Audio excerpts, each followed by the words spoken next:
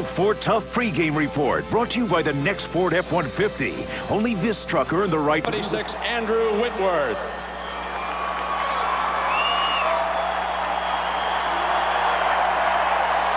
At guard from Lake Charles, Louisiana, number 71, Nate Livings.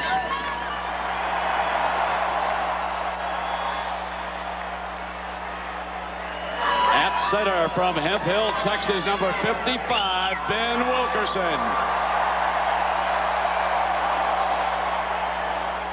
At guard from Waveland, Mississippi, number 72, Stephen Peterman.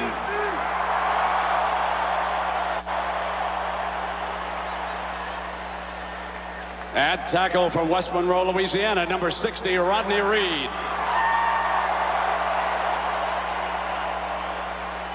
At tight end from Monroe, Louisiana, number 47, Eric Edwards. At wide receiver from West Wego, Louisiana, number 5, Skylar Green.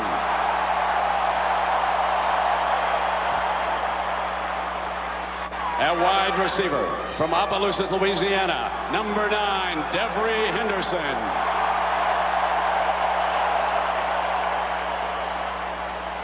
At wide receiver from Baton Rouge, Louisiana, number 14, Michael Clayton.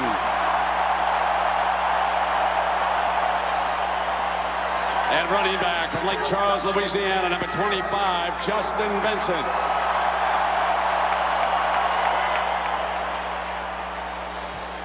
At quarterback from Jasper, Indiana, number 18, Matt Mount. Head coach Nick Saban and the number 2 BCS ranked LSU Tigers.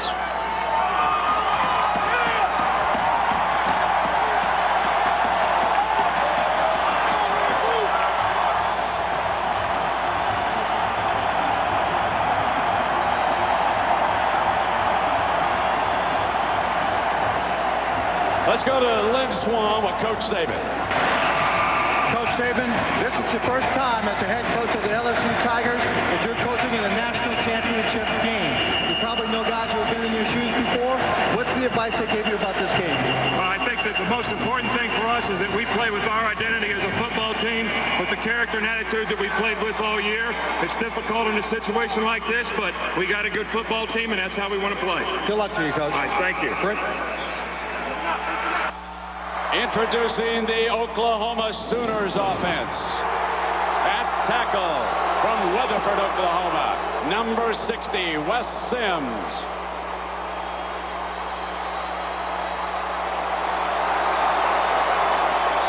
At guard from Beaumont, Texas, number 70, Kelvin Shishon.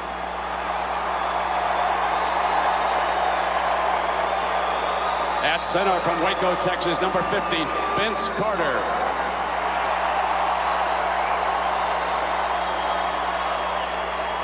At guard from Hallandale, Florida, number 77, Davin Joseph.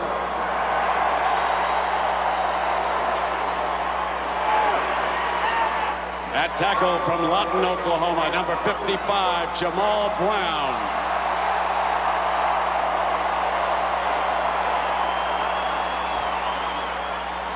At tight end from Weatherford, Oklahoma, number 86, Lance Donley.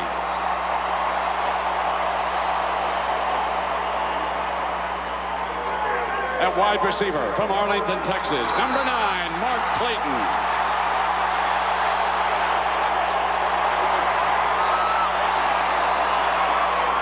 At wide receiver from Humble, Texas, number 29, Will Peoples.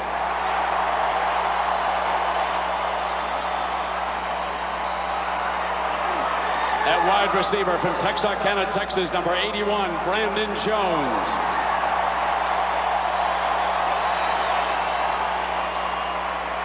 At H-back from Midwest City, Oklahoma, number 38, J.D. Ronalds.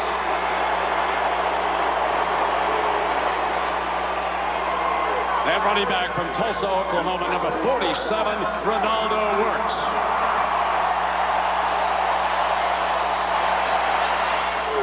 Quarterback from Tuttle, Oklahoma, number 18, Jason White. Head coach Bob Stoops of the #1 BCS ranked Oklahoma Sooners.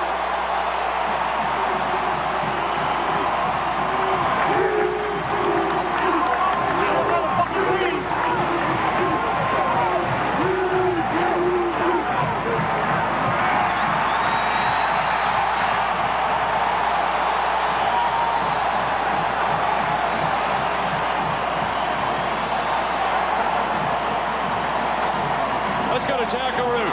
Well, Coach, this is the first bowl game as a head coach that you had to coach the secondary to prepare as well. How busy was that? It's a little bit busy, but Jack, that's all right. We're excited to come play now. Let's go. Good luck, Coach. All right, thanks.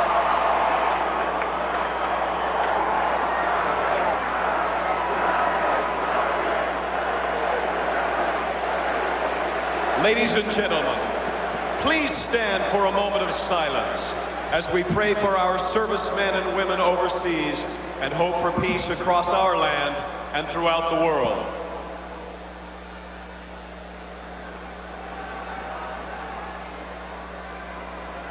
Thank you. Now please join multi-platinum Columbia recording artist Jessica Simpson in the singing of our national anthem.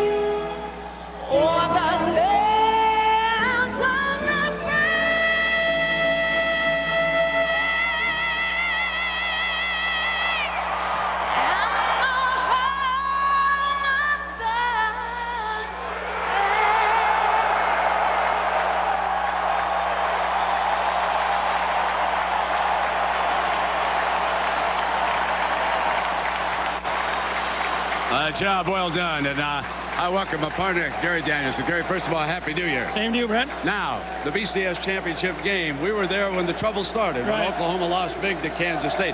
Any lingering... Number 14, Matt Vaughn, number 18. Rodney Reed, number 60. Number 93, Chad Knuckle, captain for LSU. You have won the Oklahoma.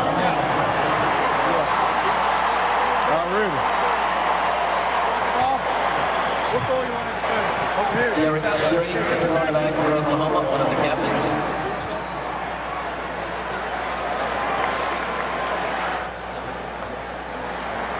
Number 11, Teddy Heyman, one of the center captains. Ronaldo This BCS championship game. Let's go down to Jackaroo. Well, Brent, you know Nick Saban leaves nothing to chance. In fact, he is a stickler for detail. So a couple of days ago, while cruising the internet, what did his staff find on the OU official website? But championship materials, hats, T-shirts, caps. So Nick Saban demanded that they download those offers, and he put them in his locker room. They're prominently posted in bulletin board material. Let's check in with the fourth member of our team tonight, Lynn Swan. Thank you very much, Jack. As you point out, very often little things can make big occasions unbelievably fantastic. And what's going to happen here in special teams, I believe, is that Antonio Perkins for Oklahoma is going to be a catalyst for this football team. He's unbelievable. He's an All-American returning punch. He returned 3 in one game against UCLA. He's an All-American. But LSU has Skylar Green, number 5. He, too, is an All-American. He's returned 2 for touchdowns this year. He's averaging over about 20 yards per return. But Oklahoma's punt team has held all their opponents to 3.5 yards per return, Brent. Something's got to give here. Exactly. And as we take a look at Bob Stoops, the 5th season in Norman, Oklahoma. 55-10. 1 national title and 2 Big 12 titles already. He's been to 5 bowls, and he is 3-1.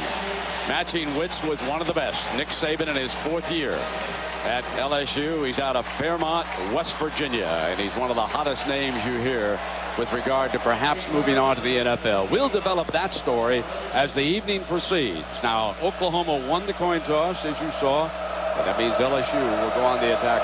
Ray DiCarlo, with the ball on this new artificial surface. Skylar Green with all that speed and more speed. Devery Henderson into the end zone. Thought about it, takes a knee, and it'll come out on the 20-yard line. So here is Matt Knock, #1 in the SEC in pass efficiency rating. And what an interesting story. 24 years old. You see his football numbers there. But folks, this young man was in the Chicago Cubs organization for 3 years before deciding to come back to college. He has passed his exams to go to dental school. He has a choice to make. There will be 3 factors. Does he come back and play next year for Nick Saban? Does he take a shot at the NFL, or does he just move on to dental school? We'll develop that story. First down play. Vincent, the freshman, breaks free in the secondary. Foot race. He can go the distance. Straight trips him up. At the 19-yard line, Derek Strait trips up freshman sensation Justin Vincent, who has reeled off 3 straight 100-yard games for the Tigers and just electrified this crowd. Oklahoma comes out and blitzes on the first play. Safety blitz. When you get through the first level of linebackers, you have no safety help. Oklahoma, remember, Brent Venables is calling the new defenses. Takes their safety out of the middle and attacks, and they get burned. After the long run, Joseph Adai checks in. So a 64-yard run to start the game. Adai behind the H-back tries to get to the corner, jumps over 1 defender, and is out of bounds at the 15-yard line. Now the Nokia starting lineup for this OU defense, stunned on the first play from scrimmage. That front, one of the best, featuring Tommy Harris. Teddy Lehman, the all-world linebacker, outrun when Vincent broke into the free. And there on the right is senior Derek Strait, #2, who just tripped up Vincent as he was headed for the end zone. Lehman now on the Sooners trying to regroup. Oklahoma's in with their nickel, 5 DBs. First pass to Clayton, and he's just shy of the 10-yard line. Derek Strait, #2. Strait, of course, won the Thorpe Award as the top defensive back in college football, but he was also voted the winner of the Nagurski as the best overall defensive player in the nation. And he showed you a bit of his stuff with that tackle of Eddie Vincent, who was headed for the end zone that time. Here comes 3rd down. And Shelby checks into that defensive package. Yeah, Brandon Shelby, an extra defensive back here. That's 6 of them on this field right now against 4 wide receivers for LSU. Mock back in the shotgun. Low snap, picks it up, fires, complete. Clayton's got it inside the 5 and battles his way inside the 3. That is a 1st and goal, but hold on. There is a penalty flag thrown back the 21-yard line. An unbelievable catch by Matt Mock. His baseball skills came through, as you see, roughing the passer after he let it go. This was like a knuckleball. He makes the stop, and he throws the guy out at second base. That's where those athletic skills come through. What a play. Catch it, grab it, refocus, and he gets hit with the elbow right in the face. That's a wonderful call. What a play by Matt Mock. And he put the ball in the hands of one of the strongest wide receivers in the SEC, Michael Clayton, who just battled his way to the 2-yard line where it'll be 1st and goal. And the jumbo set will now come in as Clayton goes to the sideline. I really think Oklahoma's corners lost their focus when they saw the ball drop on the ground. Justin Vincent in behind 2 lead blockers. Mock goes down again, bobbled the snap from Wilkerson. I don't know if he got this one. And it's turned over. inside the 5-yard line. Oklahoma has the football. Derek Strait recovered it. First, he saves the touchdown with the tackle. Then he recovers this fumble. Bad center exchange. A quarterback in goal line offense must be very careful with the center. The center reach blocks, and a lot of times their butt turns a lot and you don't get the snap. We'll take a break. Oklahoma has the ball inside the 5. Timeout.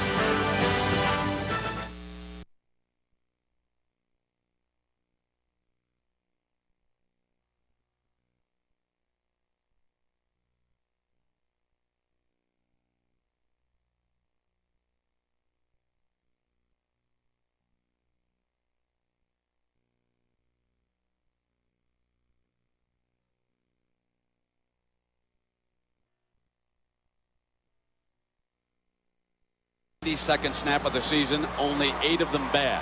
After it occurred, both coach and quarterback went over to pick him up with encouragement. There were no harsh words exchanged after the bad center quarterback exchange. Gary, you had a reason for why it happened. Yes, it was a reach block by the center, and that is really on the quarterback. He must really stay with the center and ride, especially in goal line, especially on first down. You just can't have that happen on first down. Our first look at Jason White since he picked up the Heisman Trophy in New York. The toss play to Jones, who tries to get the corner against this fast defense, and Jack Hunt, the senior, comes up on him. So many of you know the story of Jason White. You read about him, you saw him, his very gracious acceptance speech, only the 4th Sooner to win the Heisman. He is a senior, but he can come back next year. He was granted an extra year of eligibility, and everyone around Soonerland expects that he will be back. Now, after Kewan Jones started the game, Ronaldo Works checks in. Jones was a situation starter simply because they were backed up, and they wanted to see if he could get the corner like he did against Kansas State. He did not. Second down from the end zone. White moving the pocket. Now comes far to double coverage, thrown, juggled, intercepted by Webster. Webster at the 40-yard line. Corey Webster still going down to the 31-yard line. One of the best defensive backs in college football. Picks it off, and now it is a turnover apiece. And as Gary Danielson predicted, this will be a fierce defensive war all the way. Bump and run coverage. Oklahoma goes after the bump and one with a double cut. Watches out and up, but the great technique by Webster, and then this ball is just thrown for anybody to get it. Remember, Corey Webster, number 13, the All-American defensive back, was recruited as a wide receiver and actually played 1 whole year here at wide receiver. He's very comfortable with the football in the air. He is a tall corner. Both of Nick Saban's corners are tall, and Bob Stoops and his staff have had to adjust. And breaking offside is Oklahoma, I believe, on this play. Fumble the ball. There's a fumble, however, and it goes to Oklahoma. If they weren't offside, the linesman threw the flag. It was recovered by Dante Nicholson.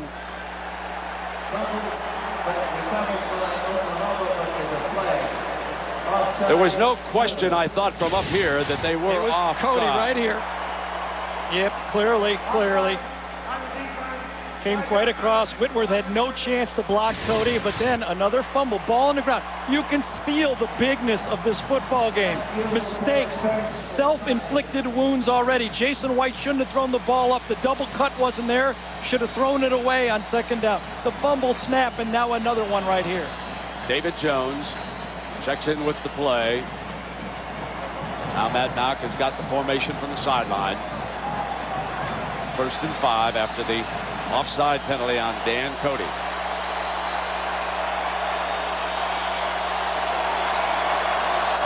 Vincent on a play fake. Mock stands at the 35. He was an excellent runner a couple years ago. On the move, throws in zone, incomplete. And he too fired into coverage down there, looking for Clayton. And Greenwood Henderson was behind him. So the Oklahoma Sooners and the LSU Tigers in the Nokia Sugar Bowl, playing for the BCS National Championship tonight in New Orleans, Louisiana. And we figured it would be defense, and so far this game has featured a turnover apiece. But again, LSU with superb field position. And Vincent already with a 64-yard bolt for the offense. He's standing back at the 35-yard line on this 2nd down and 5 after the incompletion. Let's see if they come back with the freshman. They do. Tries to cut to the left, breaks the first tackle and crosses the 25-yard line. Everidge could not wrap him up, but Teddy Lehman does as we check in down below with Jackaroo. Well, Brent, when Nick Saban first got to LSU, Corey Webster wasn't even in the potential recruiting class. In fact, it was Nick who gathered the coaches, the new staff together, and said, I want to see all of the available players. I want a new list. When he got that list together, there's where Corey Webster's name appeared. It's a good thing that he asked for a recall. All right, Jack, and Skylar Green has just checked in from LSU. He's out to the right. It's the 3-pack. It's Clayton, it's Henderson, it's Green for Mount. And he'll call a timeout after looking at that defense. The linebackers had dropped way back into a, looked like a zone, and Mount called timeout.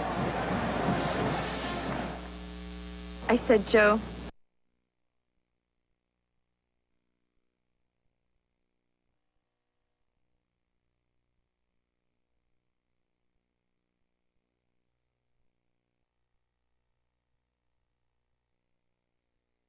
Got the first down, got it turned. Here he comes. The track man zips to the end zone for the game's first touchdown. 24 yards for Skylar Green.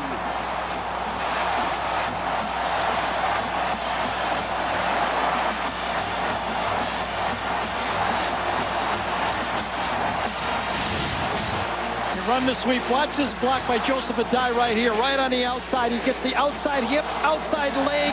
Michael Clayton downfield blocking the All-American wide receiver. He gets his block and they sprint into the end zone.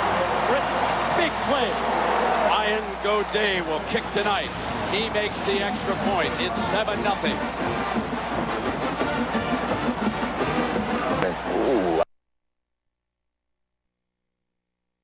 Championship game. There are 6 freshmen on this kickoff team, including Chris Jackson, who was a quarterback right here at New Orleans High School. He is the long leg. Doesn't get it up quite as quickly as Ryan Godet does. So before the game, Nick Saban had both of them kicking. He's concerned because they had trouble in the SEC championship game. So Godet takes over tonight. High, deep, and on into the end zone. Oklahoma will take a knee. Well, ABC Tuesday, What's Up with Rory? It's a coming-of-age episode you can't miss. And all new 8 simple rules, 8, 7, 7. 2 straight years. I've never seen them all year before Kansas State. The longest play they gave up was 42 yards.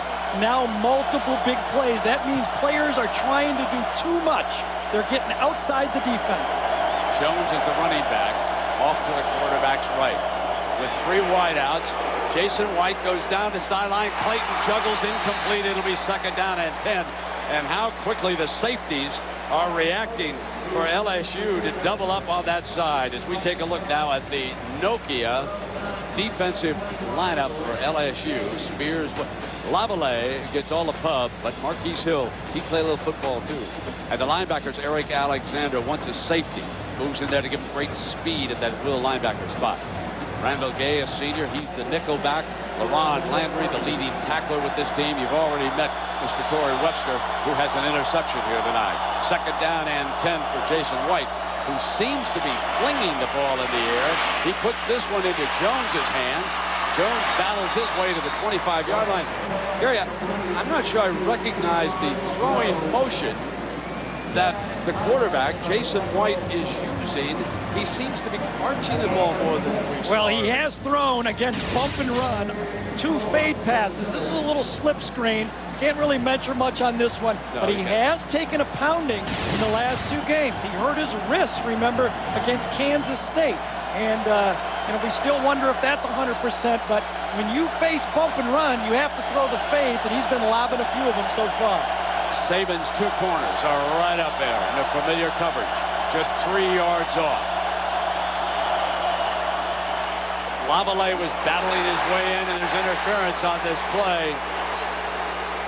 Webster had jumped Jones coming across, and that flag was thrown because of Corey Webster's aggressive defense. Now, Gary, give us a read as a former quarterback what you look for now in a bump and run situation like this when you know you've got fresh coverage. Early in the football game, you've got to be careful not to fall into the trap of throwing too many fades. They want you to throw fades. It's a low priority, low percentage completion. You must establish that slant pass, and I think Chuck Long did the right thing of saying, we must show you that we'll try to get that ball inside on you. Jack, let's follow up on that hand story. Could there still be a problem with the quarterback? Well, Brent, they say, and Jason insists that it is not, but when he came home from the Heisman Trophy week in New York City, I went to shake his hand when I was in Norman, and he winced in pain. When I got here, likewise. I don't know, Gary, but it could be affecting his throw. It's still a little tender. Runnels lines up in front of Works. He's a lead blocker, and he's a dandy. Works cuts back in that defensive front for the Tigers. Now, Gary, I want to take everybody back to Arrowhead Stadium that night on December 6th. And take a look at this, because this is the play that you talked about when Jason White is abused. It was the interception, big interception, and when they headed down there, it was a 14-7 game. He lands on it. You see it right there. Those things linger. Look, you know, we just watched Brett Favre play. That thumb has lingered all year. What a great victory in overtime for the Packers on an interception. Second down, Randall Gay checks in as the nickel back. Jones comes through the motion for the Sooners. White back in that shotgun. The offensive line gives him time. He completes it in underneath. And we're always to the 41-yard line before there was Marquise Hill, that 6'7", 245, very active defensive end from New Orleans, jumped back on the play. One of the things that LSU wants to do, and their defensive coordinator, Will Muschamp, wants to do, is take away the screen and draw game from Oklahoma. There's Will right there. He says they are great at screens and draws. We must force Jason White to throw the ball downfield, or we won't be able to sack him. Third down and 3, back in a passing formation with 4 wide for the Sooners. Spread the field, deflected, incomplete. It is 4th down. The Sooners are forced to punt. Deflected balls, they had 8 of them against Georgia. On the short passing game, they jumped. They're very tall at the defensive line position. That time it was Pittman, number 48, that got it. Now, the #1 return man in the nation. Remember, Perkins had all the touchdown runs, but Ferguson matched up with him, drives it deep. They're going to see what he's got. Over his head and on into the end zone. It'll come out on the 20-yard line. That was Bradley, Mark Bradley, racing downfield on coverage, one of the Sooner wide receivers. LSU up by 7. We've got a timeout. Football coming out from their own 20-yard line. Matt Mountain was unable to play in last year's Cotton Bowl because of a foot injury. He's now very healthy for this game here tonight. Moves up under center. And on first down, they elect to put it in the air, and his receiver slipped. Henderson slipped. He slipped right on the painted portion of the artificial turf right there, Mark. Well, let's talk about what I think is going to happen. Controlling the line of scrimmage. Both coaches said the offensive lines and defensive lines must come through for their team to win it. So far, that LSU defensive line is controlling it.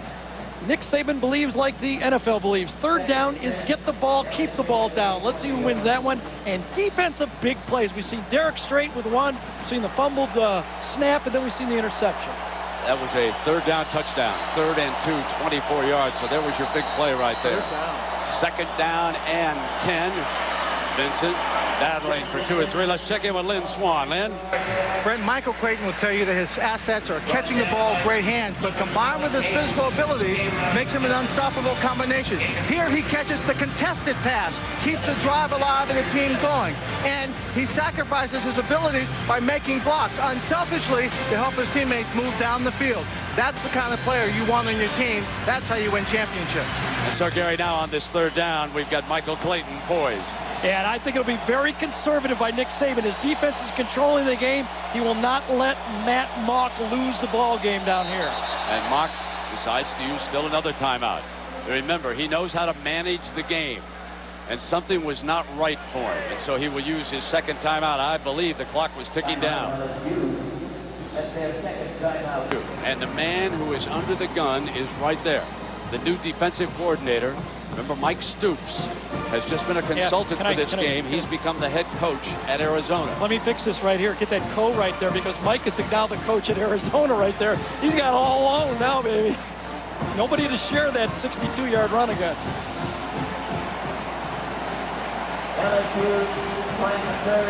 Now Malcolm Webster the center. You can see him identifying the defense. Three-man line for Oklahoma.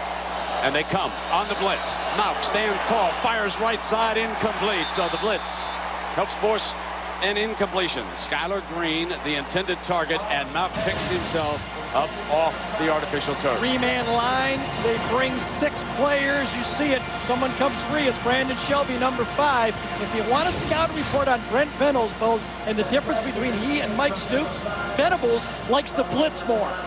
Now here it's Perkins' turn. Antonio Perkins. We saw him light up UCLA with 3 punt return touchdowns in one game back at Norman. Donnie Jones, one of the best punters in the country, matched against him. Oklahoma worked long and hard on trying to block a punt. They got a pretty good look that time. It may come up with something later. And Perkins catching the ball collides with, I believe it was his own man. It was pushed back into him, and they will spot the ball right there at the 36-yard line. Gary, let's take a look at our dodge. They move White back centered, indicating that maybe they're going to try to run the ball. They do. They bring Clayton around in, jumps over one would-be defender, and he's close to the 50-yard line, and he has moved the chains, and there is their run coordinator, Kevin Wilson. A little bit under the gun, too, because of the offensive line's performance. Over the last 3 games, they've allowed a lot more sacks than they did earlier in the year. Now, Kevin says you have to run on this front, and by far, Chad Lavallee, number 93, he believes is their best defensive lineman. First down now at 48-yard line after the 12-yard run. Still in that eye. They come back with Jones. And something's cooking here, Mr. Danielson. Well, that's exactly what I believe Oklahoma had to do all year. Establish and take some of the pressure off their quarterback. When Jason White has an average game, they lose. When he has just a little bit of a good game, they can lose. He has to almost play great towards the end of the season for Oklahoma to win. Against these great defense, it's very tough for a quarterback to carry it without a running game. And again, they are back in that power eye. And again, they run Jones, twisting, turning, got another first down on it. Now, here is the Tostitos player comparison. I mentioned Lavallee, Gary, and there's another pretty good defensive lineman in this game. Tommy Harris, you know, everybody's looking whether he will go pro. Chad Lavallee will obviously turn pro. He's been here, 24 years old. Tommy Harris, they're saying, is a top 5 pick in the NFL, but he does not make a lot of tackles. If you watch him, he causes a lot of disruption, but doesn't let a lot of tackles. This guy, Lavallee, makes a lot of plays. It is interesting that the OU coaches had moved White up under center, and now they back him out. Back again in that shotgun with 4 receivers. That's the tight end, Donnelly. Over there is a look. He picks up the blitzer. Great read. White goes down. Near sideline. Jones jumps. And incomplete. I believe he was out of bounds. There's a young man who's a fine baseball player. He's been a starting outfielder for 2 years for the Sooners. The New York Yankees drafted him but couldn't sign him back in 2001. He makes a nice catch here. Travis Daniels pushes the receiver to the sideline. Look at no room to throw the football. A perfectly thrown ball and you're out of bounds. That's the technique. That's exactly what the defense is trying to do. And on that play, Brandon Jones got beat. Did not allow Jason White any room. And that is the best throw of the night. Absolutely. For Jason White. But he did serve notice. He's got that throw. 2nd and 10. Back under center.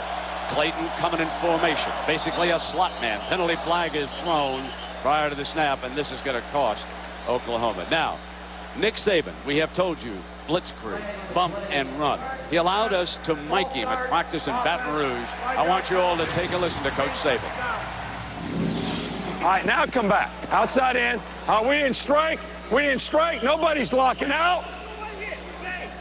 We in strike the guy. You got to strike him first. You get your hands inside on him. All right, now lock this arm out and lock that arm out so you can steer him. See, when he got this arm down, then you're getting turned out. He's a hands-on teacher. He's one of the best in the business. I can see why 3 or 4 NFL teams are interested, but he's very happy for the time being. White is backside arm incomplete. They had brought in Dante Hickson. They told me, Cale Gundy, the running back coach, had told me that Dante Hickson is going to see some action here tonight because of his speed.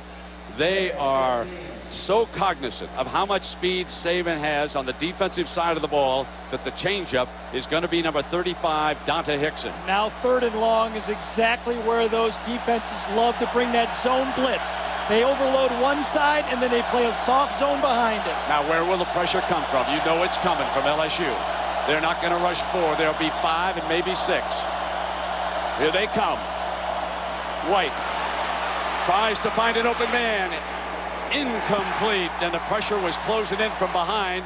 And White, even though he wasn't sacked, he was down at midfield. He was knocked down on that play. It was an all-out blitz, 3rd and long, and it was man-to-man coverage. They're manned up all over the field right here, and here it comes. Here comes Jay. Down below with Jackaroo.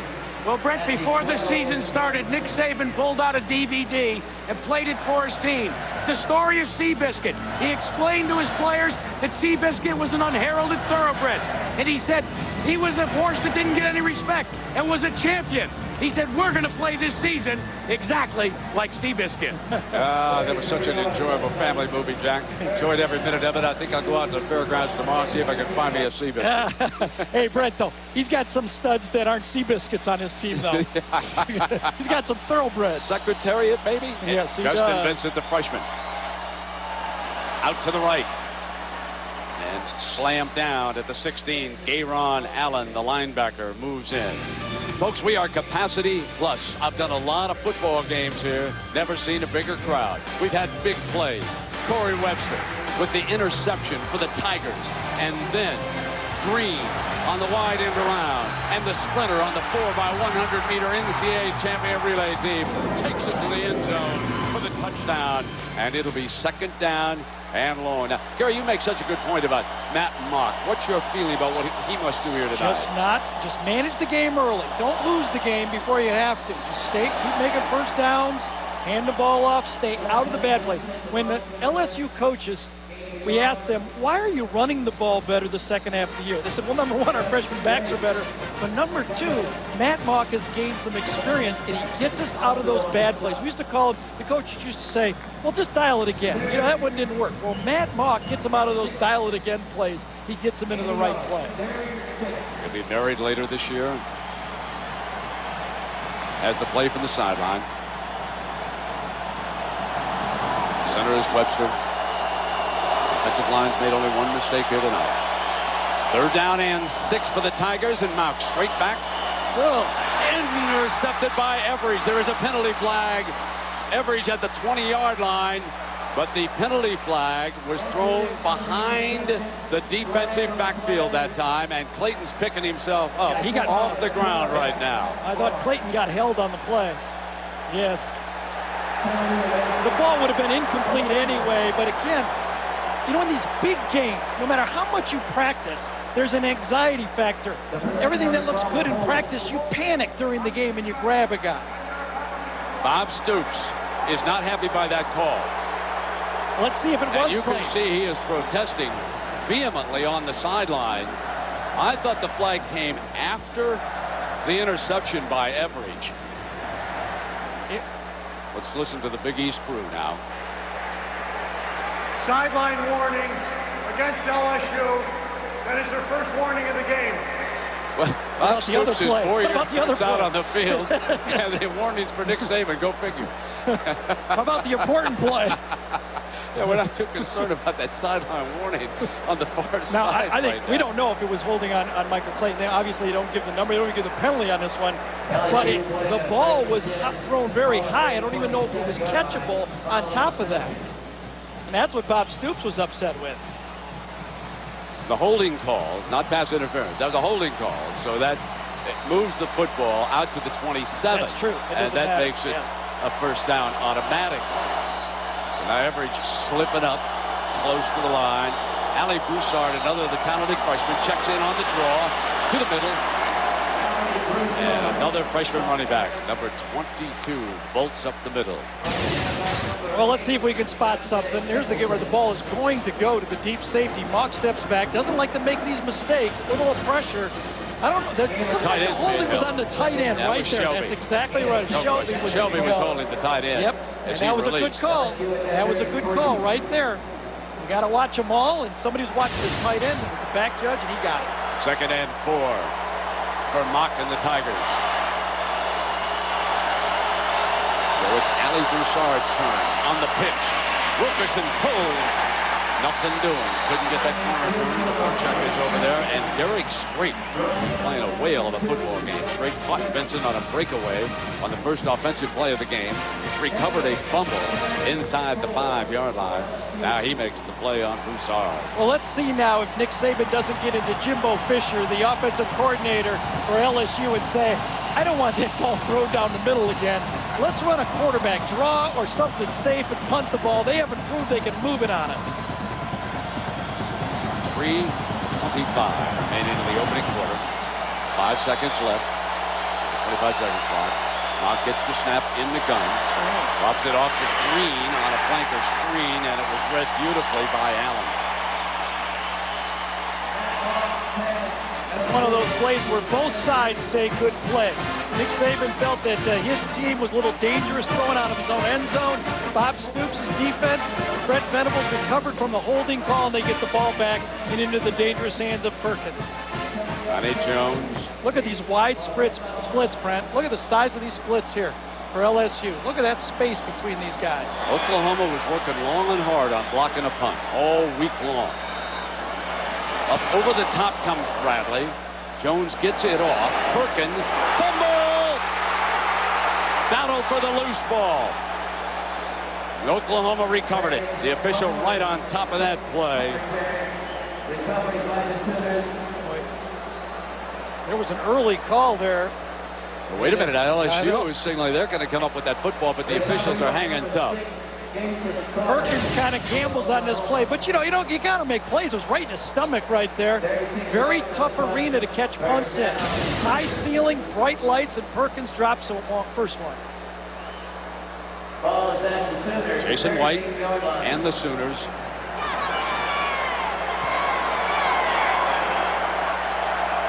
Here's the offense back on the field now.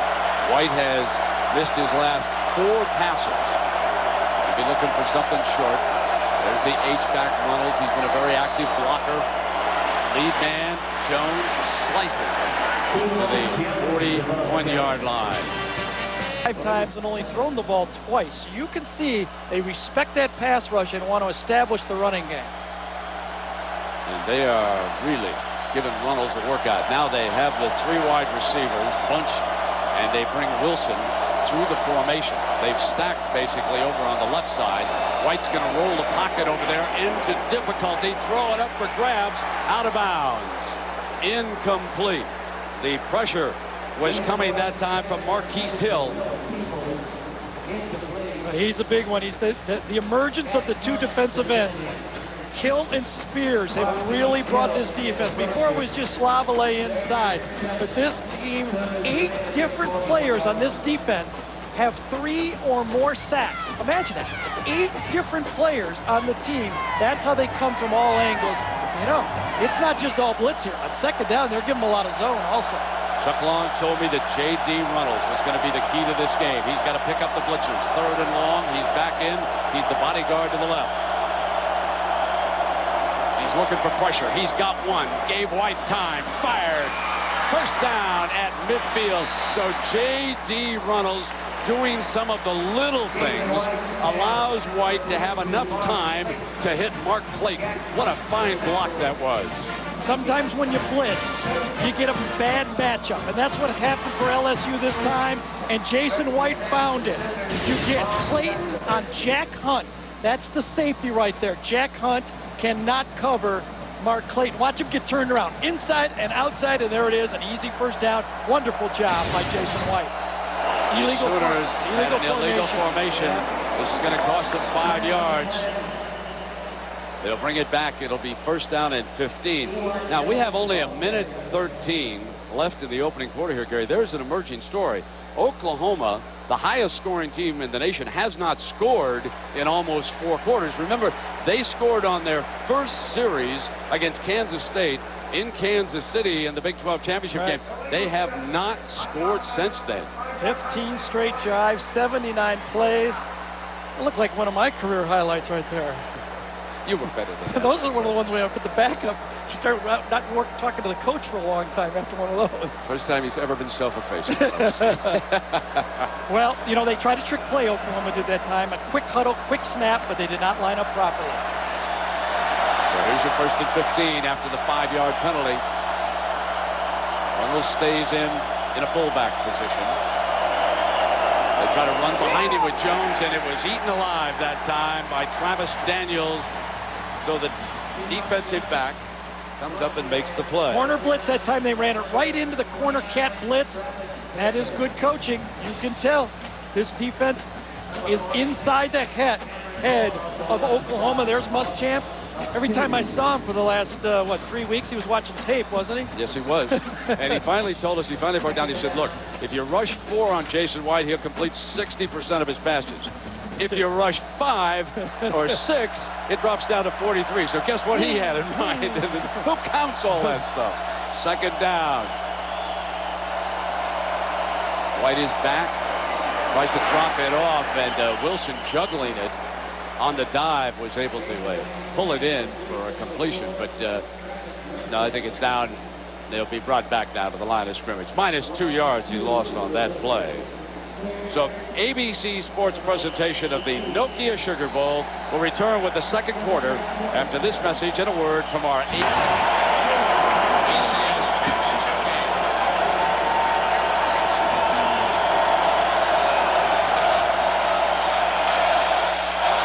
3rd down.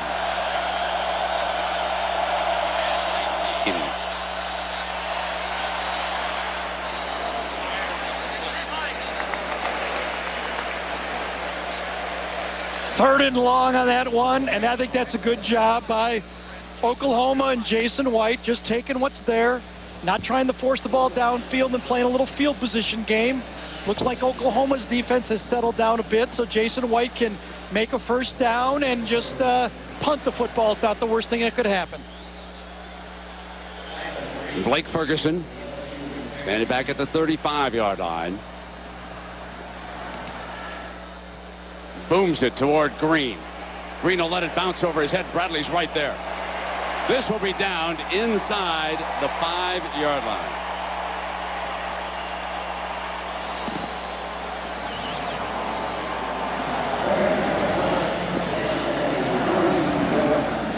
You know, Gary, when you look back at the brief history of the Bowl Championship Series, you found kind of an interesting theory about the winning quarterbacks in this game. I really do. I really think it's the type of guy that's like a coach on the football team. Craig Krenzel, Josh Heupel. You know, the guys that can make decisions on the field. Matt Mock, even Jason White. You want a guy out there that doesn't really throw the ball 70 yards, but gets you out of the bad plays. Those are the guys that are making plays. Bad field position here for Nick Saban and the Tigers, and they must be careful. Protecting the football. Derek Strait in on the play defensively again. That knocked the veteran, the one-time minor league baseball player. He led Jasper High School to a state championship game before losing. He was Indiana's Mr. Baseball one year. That's when he elected to sign with the team that he always dreamed of playing for, the Chicago Cubs, but that didn't work out.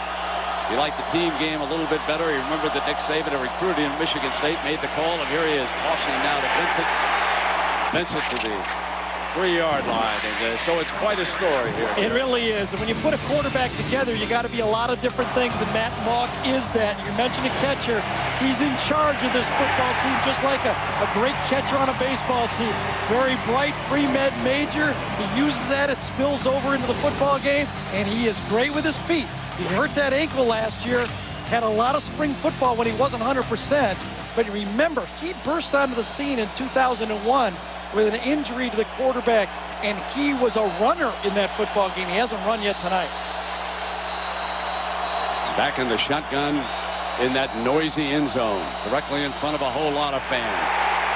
And nothing doing for Adai as Brandon Shelby leads the Redshirts in on top of the LSU running back. And now, in a battle of field position, Oklahoma has an opportunity. Yeah, blitz again, right into the blitz. Could not get the bowling guard that time.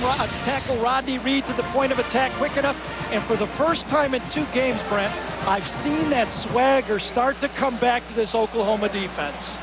Perkins is standing in midfield. Jones near the end line. Booms it. But this should be great field position. Perkins down at the 35-yard line. So the best opportunity of the game coming up now for Oklahoma. They're down a touchdown, but they're within striking distance. You forget who run things around here. You ain't gonna like how this ends. On January 16th. Whoa. The only way to survive. I'm on his head by midnight. This just keeps getting better and better. Is to break every rule. Does it have to be this much fun? Damn right. From the producer of The Fast and the Furious and SWAT. That's right. You can come up with on first down. Nick Saban, like all outstanding defensive coaches, is a down and distance guy. He wants to win first and second down. He wants to keep them in third and long. Ronaldo works. In is the running back. Remember now, White is under center. That has been a tip run so far here tonight. Play fake this time. White's in trouble, and he is sacked at the 44-yard line. That's why they put him in a shotgun when he throws the ball. Chuck Long saying he has more time to throw it. He couldn't pull out from center. Yeah, Jason doesn't get back in the pocket. Well, he's not used to it. He hasn't practiced it. And this defense, Lionel Turner coming at it. Great speed, forcing the ball carrier back inside. The whole game plan has been attack the quarterback, and when he throws, get your hands up because he likes to throw short balls. Will Muschamp, the defensive coordinator, as one of his players now is being tended to on the field. That's Melvin Oliver, the sophomore defensive lineman, shaken up. Jack, this is one of the best defenses we've seen this year, this LSU team. Boy, Brent, they're very impressive, and maybe one of the reasons is because where they went and off to study. You know, all of these coaches, they like to exchange ideas in the offseason. Well, Mike Stoops, the former defensive coordinator for Oklahoma, visited LSU to study their defense in 2001, and then Oklahoma returned the favor for Will Muschamp as he went down to Oklahoma in Norman and studied the defense in 2002. Bet you they won't be doing that anytime soon. And there is Mike Stoops, now the head football coach at the University of Arizona. He's been attending the practices, helping out a little bit, but basically staying pretty much out of the way. His brother had moved over to coach the secondary, and there you see Brent Venables discussing it with head coach Bob Stoops. Bob used to be a defensive backfield coach, so that was nothing new, but it certainly did strain the time of the head coach. Now back in the shotgun, goes White on second down and 19. They throw a screen to Clayton, who has blazing speed, puts it down, goes after it, as Lavallee comes off the defensive front to make the play. Well, here's our Aflac trivia question. Oklahoma and LSU have met only once before, which is hard to believe, in the 1950 Sugar Bowl. And who was Oklahoma's quarterback that day back in 1950? It appears that Oklahoma on third down is very, very leery of throwing deep downfield. They don't think they can hold up in the pass rush on Jason White. So they need to try to hit something underneath. And the whistle prior to the snap thrown on the far side, and indicating a timeout being called by LSU. So that would exhaust their timeouts here in the first half. So we'll take a break. An air show here tonight, folks. One quarterback's throwing for 28, Gary, and the other 12. Yeah, but this guy, Jason White, has to play A ball for his team to win. Matt Mock only has to play C ball for his team to win. Third down, 18 yards the Sooners need on this play. White dances to the right, on the move, incomplete. And it's fourth down. So after inheriting field position at the 35 following the Perkins punt return, they now squander that advantage against this LSU defense, and Blake Ferguson drops onto the field. When you take a look at third downs for Oklahoma, they are 1 of 5 as Nick Saban continues to keep them in third and long here tonight. Nice hold up by Tommy Lehman right there as the slot man over the gunner started to come from the right side of the screen. Speed from the corner. Runnels has got him. Here's Green letting it go over his head, and Ferguson has dropped one inside the 10-yard line. Just inside it, there is a penalty flag. You can see it on your screen. Our referee, Dennis Hennigan, goes down to get it all sorted out in this game, in which Oklahoma has only 48 yards of offense against this LSU defense. They could do nothing with field position at the Tigers' 35-yard line. I'll tell you, Brent, that last third down play, Travis Daniels took on Mark Clayton.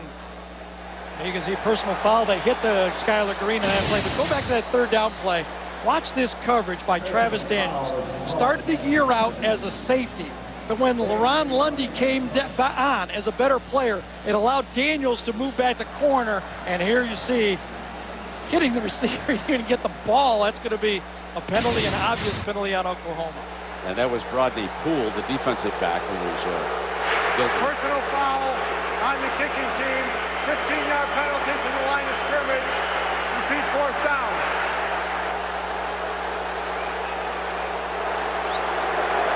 Stoops wants an explanation. This is very interesting. Because the play wasn't over and there was a personal foul during the play, they will repeat fourth down. So instead of tacking it on with LSU's ball right from there, since they never had possession of the ball, they're going to repeat it.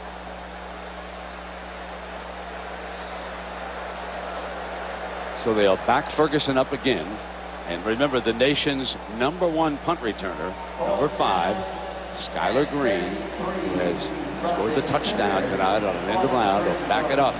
I remember the last championship game here in New Orleans. Peter Warwick standing right back there for Florida State against Virginia Tech, and Michael Vick fielded it and took it to the end zone for a touchdown that helped propel the Noles to a national championship. Ferguson, this one a little bit low. Green on the run. Dances, but not past Lehman. Man, what great coverage by a starting Will linebacker getting down the field. And remember, he was the up back in that formation. LSU ball. We come back. First down and 10. Complete. Henderson to the 26-yard line. And, you know, in talking about Matt Mock, we talked to him about his strength as a quarterback. I think the one thing I really try to do is realize that, you know, I might not be the biggest, the fastest guy, but, you know, we've got a lot of those guys in the team. So if I can get the ball to them and let them, do the hard work, we'll have success. So he understands his role perfectly, manages this offense for LSU, has them ahead 7-0 here, second quarter of the Nokia Sugar Bowl, this year's BCS championship game. Second down and 8 for the Tigers. Green comes over to the right side of the formation, play fake. Linebacker in hot pursuit. Mock, an excellent runner. And he is crushed before he can get back to the line of scrimmage that time. So we have had 1 touchdown and a whole lot of defense in this game so far. Only 48 total yards for Oklahoma. And 117 for LSU. 64 of them for the Tigers came on their first play from scrimmage when Vincent bolted up the middle before Strait saved a touchdown with a tackle, but not before the Tigers had some excellent field position. Then they fumbled it back inside the 5-yard line, and it wasn't until Corey Webster intercepted a pass that the Tigers on 3rd and 2 were able to score on an end around. Third down. Clayton's off the line. Knopp can't get to him, and Nicholson forced him up into the pocket where there was more pressure. So number 8, Dante Nicholson, destroyed the play, and Rodney Poole cleans up on it. Now both guys for LSU, the fullback and the tailback, both missed their blocks on the play. Can't do this. Watch this. 2 guys come, 2 guys whiff, and the quarterback has no chance. Inside, whiff, whiff. Boy, that's not good. There's nobody quick enough against him to get away from 2 guys. Except his name is Michael Vick, when we were here last time. Remember, there's a new long snapper for LSU, Gant Petty. So far, he's been very accurate. They got it. There's the block punt recovered at the 2-yard line. First and goal all week long. Bob Stoops himself worked here in the Superdome with his punting team. He said we can get one. He continued to preach it. And now they've given themselves an opportunity to tie this football game. Brandon Shelby, look at those wide splits. Wide splits. Here it comes from this side. Brandon Shelby, number 5, is the guy who gets it. Clean run. Lays out. 2 guys could have got it, actually. Shelby's the one who gets it. And then it's Russell Dennison, number 36, who falls on it. And that's that big play again that Lynn talked about in the open. Might come on a punt return, but it's special teams that can usually turn a game. Jones will be the running back. Runnels the lead blocker. They switch the power of the formation over to the left-hand side. On the toss, Jones for the end zone, battling, and he is stopped just short of it against this LSU defense, and it will be 2nd and goal as Lionel Turner out of Walker, Louisiana. Well, that was the guy that really came on in this defense from the linebacker spot. LSU fans know, beginning of this year, they thought, can we replace Brady James?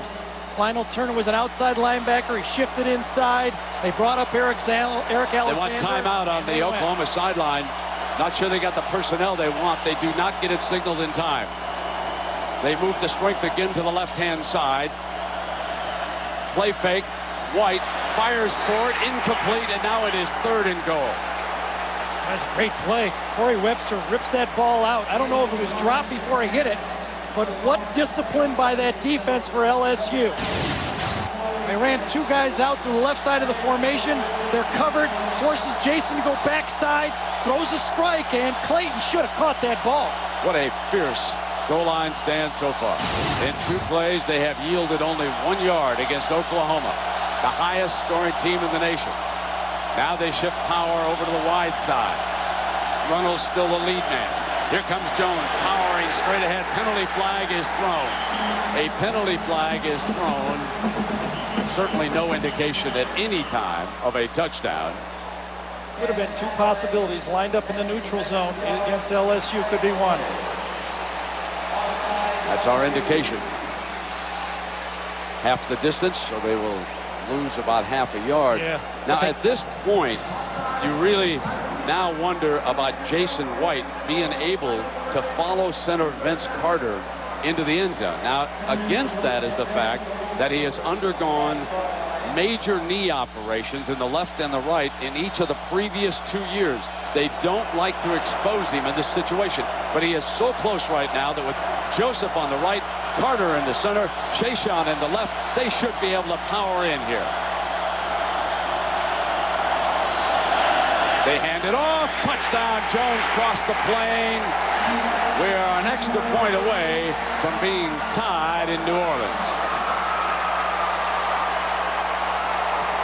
It wasn't so much of the distance that the penalty caused, but the extra down gave Oklahoma an opportunity to run 1 more play, the 4th of the series, and even though it was 3rd down, that punt block gets Oklahoma's offense off the 9. Because defensively, Oklahoma has found their game. Now Trey DiCarlo, who struggled during the pregame warm-ups, kicking field goals from about 40 yards out, is on to attempt the extra point. He has missed 2 extra points this year. Not this one. Now he has kicked 73 extra points. But it was all set up because of Bob Stoops' aggressive play on the special teams. His offense going nowhere here tonight against LSU. He desperately needed a special team or a defensive unit to make a play. They did. Jones took it to the end zone. We're tied. The new Ford F-150 has the strongest, toughest frame. The end zone, take a knee. Now remember our Aflac trivia question. In that 1950 Sugar Bowl, who was the winning Oklahoma quarterback? Well, let's go back and take a look. There he is. You recognize him under center going on, and that's the legendary Darrell Royal, greatest coach in Texas Longhorns football history. Just a great player. Norman, Oklahoma. Hope the old coach is doing well. I'm enjoying the game tonight. Always great to see him when we go down Austin Way. See the Longhorns who lost to Tuffy there the other night to Washington State. They can't be too happy, and they've got to be amazed at this LSU defense. Remember, a year ago, Roy Williams and the Horns beat this LSU team in the Cotton Bowl. Play fake back now, rolls to the left. throws past the tight end because he had a receiver open downfield, and Devery Henderson, who can run a 4.3 40, had all kinds of daylight down there for a 20-yard gain. You called it exactly right.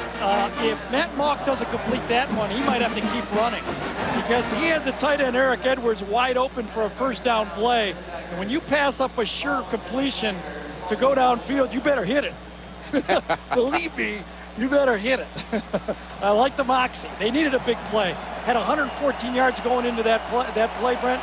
64 of them on one play. They haven't moved anywhere since. Now with a first down out at the 40. Play fake out to Clayton. Close to the first down at midfield. And we remind you that Saturday, all the action and excitement of the National Hockey League returns to ABC. Three wonderful regional matchups.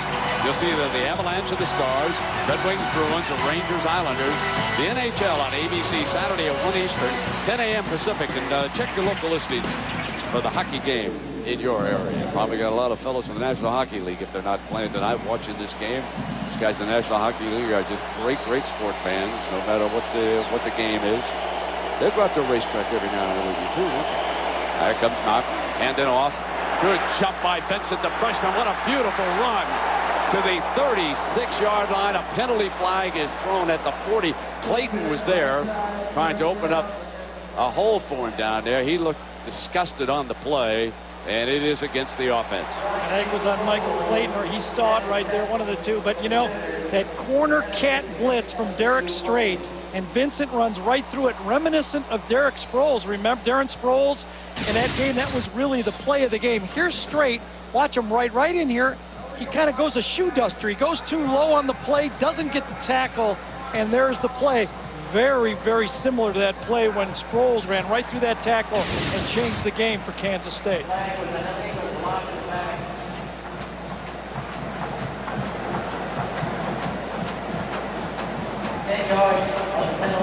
6:56 remaining here in the first half. John Saunders, the gang coach, coming your way at penalty was from the spot, so when they brought the ball back, it was still a first down. Gary, that was one of the best runs past the line of scrimmage that I've seen in a long time. He's got some talent. This is the guy. He seems to get in a hole and then dance for daylight. You know, he's got that little scoot move between tackles. This is the first time we've seen him in the flesh. He's a dandy. Mount got to hurry now. They've had a little bit of clock trouble here. No timeouts. Clayton's got to get over the left side of the formation. Penalty flag didn't get it off, did he? No, both receivers were moving on the play. And the completion to the running back, Joseph Adai, and so it'll come back there. Boy, Nick Saban just going berserk on the sideline right now. These self-inflicted wounds. I mean, that's just line up in your proper spot. Two receivers shifted on the play just as the ball. Watch the top of your screen right here. Watch how they both shift at the same time. Oh, that don't work. You can only have one of those guys moving. Thought it was back in Toronto. Yeah, right. Let's go down below to Lynn Swan. Len? Well, Brent, both these teams haven't played the game since December 6th. That's a month that they've been without playing a football game. You get into a big game like this, little things are off. Receivers aren't used to being contested. They have to take a little time to get up to game speed. The coaches are just having a problem trying to be so detailed about every play, getting it in, and that's the problem with the clock management tonight. Oh, my friend Len, standing up for the receivers again. Second down, Mock keeps it, and he crosses the 45-yard line. Funny how it didn't hurt USC's receivers. No, they kind of broke They seem to be able to. Lynn's old school. What was it exactly that they did during a month off that these fellas haven't? Well, they focused a little more on catching the ball. I must tell you, folks, ladies and gentlemen, I know many of you, especially in Southern California, wondered, how did Lynn Swan handle it? He has been so elegant here in New Orleans and so gracious to both these teams. And the Nokia Sugar Bowl, folks, he's not claiming any national championship. He's not bragging about that great coaching effort out there. So it is third down from the 45-yard line, and Mount underneath. First down, and then some as David Jones breaks a tackle and makes it to the 30-yard line. Just slipping one guy out, two receivers come inside, and Matt Mock puts this ball exactly where you have to. Jones, big tight end, fullback, right on that hip, catches it, Poor tackle in the secondary by Oklahoma, and he turns up and gets positive yards. You know, Mock is a gamer.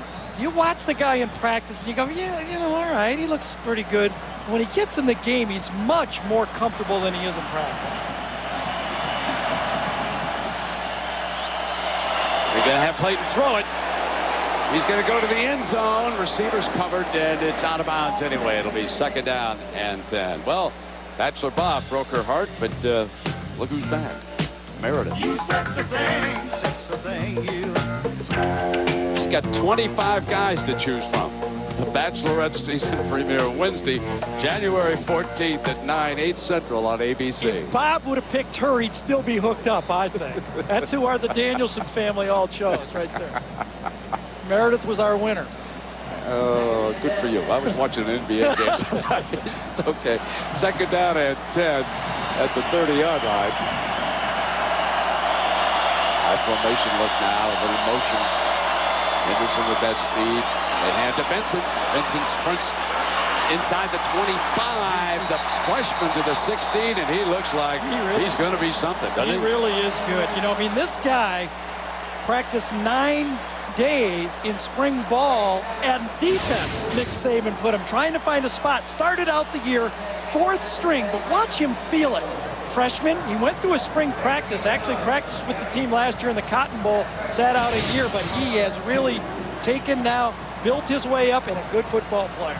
He's over 100 yards now for the 4th consecutive game. Wow, he has passed Dalton Hilliard's freshman rushing record, so he has put the new standard up for LSU. Here he comes again. Still on his feet. Touchdown, Vincent. Amazing performance. First he breaks open the SEC title game with that 87-yarder, and now he bolts LSU ahead here with a splendid 18-yard touchdown run. Oh, my. Watch him use the umpire to cut off the last would-be tackler. Sets him inside and then goes around, and you can't get there because you see the umpire and you run off him. What a brilliant run. And the extra point is up and good. Ryan Goday makes it a 14-7 game. Well, Herschel Walker exploded in this setting at the Nokia Sugar Bowl. Could it be Vincent tonight? He's on his way. And rabbit hunting. There better be a quick rabbit to get away from that young'un right down there. Now, let me tell you, he doesn't need a gun. He just goes out there and runs him down. They couldn't grab him either. Oklahoma missed the tackle up front, missed the tackle on the 2nd level, and he just ran into the end zone.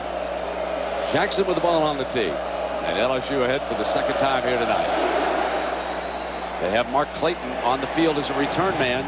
Get the ball in his hands any way they can. And he is down at the 14-yard line. There's Brazil, another of the speedsters, coming down with that defensive unit. Man, if he can learn how to catch a football in traffic, he's going to be some dandy, folks. He's one of your 4-3 runners. Well, coming up on the BMW X3 halftime show, John, Terry, and Craig will break down the first half with former Oklahoma head coach Barry Switzer. Plus, we'll go live to Bourbon Street. Man, there were some times if you wanted to talk to Barry, you would go live to Bourbon that's Street. Right. Jason White is 6 for 15 in this football game. Ronald Spain in with that H-back look that time. The inside handoff, trying to get the running game going. Jones battles his way out to the 19-yard line. You know, speaking of running backs, I must say this before we get too long into the night because I'll forget it. Alert, everyone, alert. This is the Adrian Peterson alert. Here it comes, ladies and gentlemen. You folks in Norman, you got a great running back headed your way. At least I hope he's as good as I've been told. But Adrian Peterson, he pulled that OU hat right out of that bag in that Army All-Star game yesterday. And he's coming out. I believe he can carry that ball about 15, 16 times a game for them. Here's Jones coming back. Nothing doing against this front. What a play by Marquise Hill. Man, these two bookends, Marquise Hill and Marcus Spears. You got two guys like that. There's two different styles of defense. One is a one-gap defense up front, where you ask your guys up here to just get upfield. Nick Saban doesn't let his defensive linemen go one gap. He says push, cover 2 gaps. That's the style they do. You got to have strength. You got to control your offensive linemen. That way you have more guys covering more gaps. That is what he teaches. And they have yielded only 54 yards to Oklahoma in this game. The Sooners' lone touchdown set up by a blocked punt. White, good job of the offensive line until then it broke down. He kept the ball too long. Good coverage, and Marquise Hill came free on him again with the sack. Wes Sims is the guy who had Marquise Hill on that one. I thought it was decent. I thought it was decent protection that time. You got a blitz coming, 4 from one side, 2 from the other. Time. You can't hold the ball that long. This is a quarterback that isn't used to this type of pressure. It happened in the second half of the season. Marquise Hill made all 3 tackles in that series. And now series. Fergus is backed up in the end zone for Oklahoma, and LSU would like to repay the favor if they can get in on this punt. They'll settle for some field position and a return. Fair catch by Green at midfield.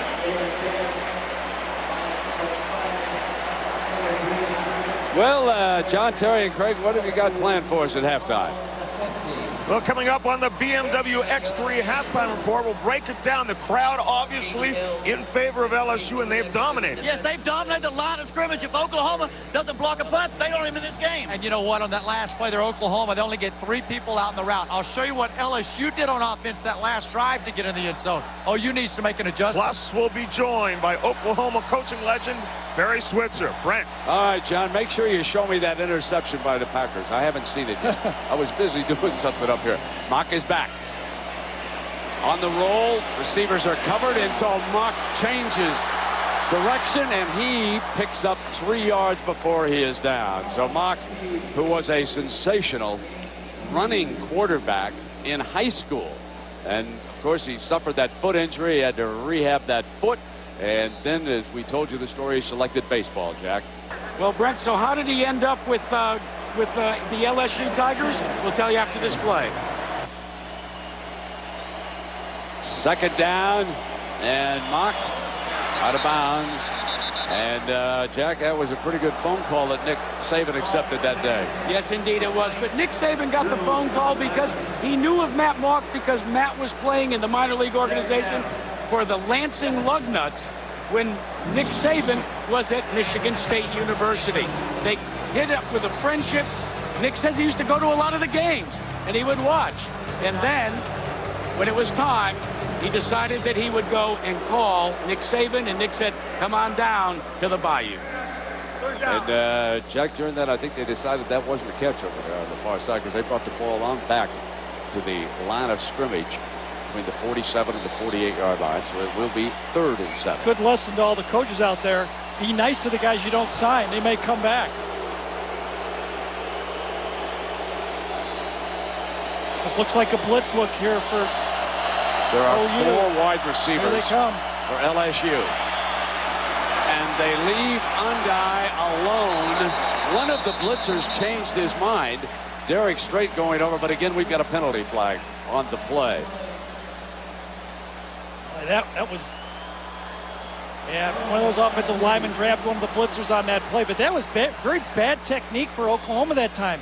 All-out blitz and let the remaining running back just clean go out that time. Someone is responsible to peel with that back.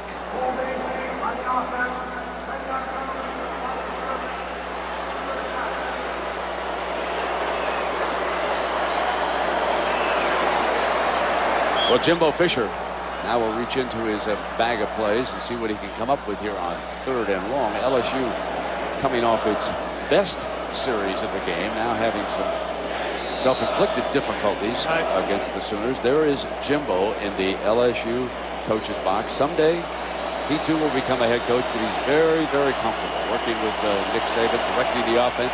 Obviously, Nick Saban is a hands-on defensive coach and pretty much leaves Jimbo away after they go over the base game plan. Now Mock is back. Fires downfield. Clayton over to him. Picked off at the 15-yard line. And Antonio Perkins is out of bounds after the interception. Not particularly a well-thrown ball that time. Brad, but not a disaster. When you've had your last punt block and it's 3rd and very long, if you're going to throw the ball downfield, take a shot. If it gets intercepted, you tackle the guy. There's only 53 seconds left in the half. I think it's a good call by Jimbo Fisher. So after the bench warning, now unsportsmanlike conduct is going to be called. Bob Stoops, Cale Gundy just took the headset off over there looking at the head coach. And obviously it has been called against them after the interception. And Lynn, did you have a good view of that? I had a great view of it. One of the players on the bench just came onto the field and was yelling, probably berating one of the players from LSU on the field right in front of the official. And the flag just flew right out of his pocket. Oh, then that's a good call if that's what happened down there. No question. I mean, you can't have that, right, Gary? Bobby threw his headset down, and he must not have seen it as clear as Lynn, because right now he might be working for the next one. But with 53 seconds to go, this half is over. So we're at the top of the hour. LSU and Oklahoma at the Nokia Sugar Bowl for the BCS National Championship. 7-point lead. LSU with some personnel problems, but now the 12th man clears the field in time. Here's Jones going nowhere. Stoned by Eric Alexander, the senior from Port Arthur, Texas. And coaches will tell you the most improved defensive player on their team is number 27. One of the keys to this great defense was Alexander's move from safety, where he was a 4-year, actually a 3-year player trying to find the field. LSU fans know he was a terror on special teams, but you move an average safety up the linebacker, and he's a fast linebacker. He's making plays all over the field. How tough is it getting for OU's offense? Chris Chester coming off many injuries. Now checks in, and they're going to just run this clock out. They are content to go on into the locker room trailing by 7 points. Lavallee and the defense did a great job in the shotgun to open up the second half. Off the fake, he'll keep the ball, and he is down at the 18-yard line. Marcus Spears, the junior from Baton Rouge, making the stop for the Tigers. All right, come on now, Oklahoma. You can't, offensive line cannot hold up that long. You have to go out, throw the little short options. You have to attack them quickly. You don't have time to run these type of plays 15, 25 yards downfield. Establish the short passing game, hit the little options, and then maybe something else will open up. Second down and 13 for our Heisman Trophy winner.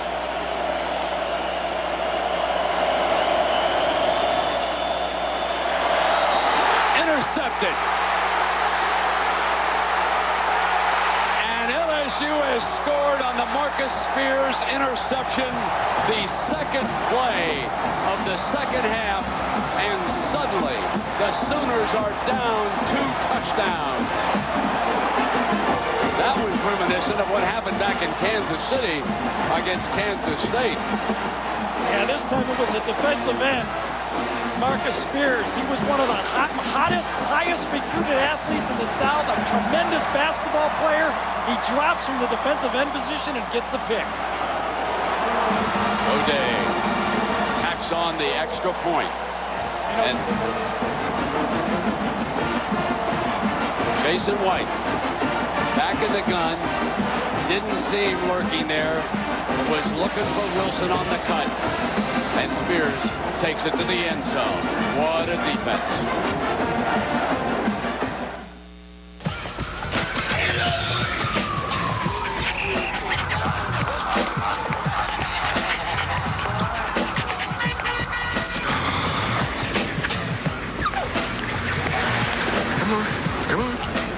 Come on.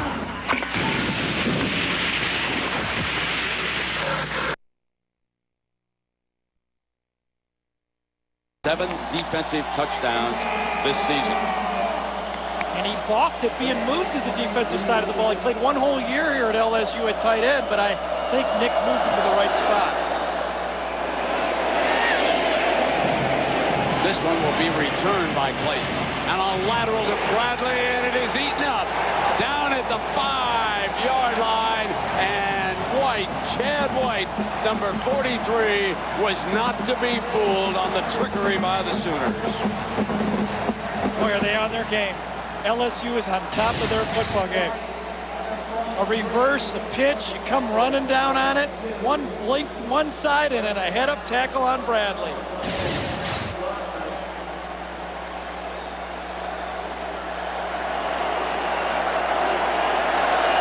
It's all uphill now for Jason White and the Sooner offense. Jason is only 6 of 16 throwing the ball. They keep Runnels in. Line up at a fullback directly in front of the running back in this formation. There's Jones. Nothing doing against that defensive front. Let's go back to the interception, Gary.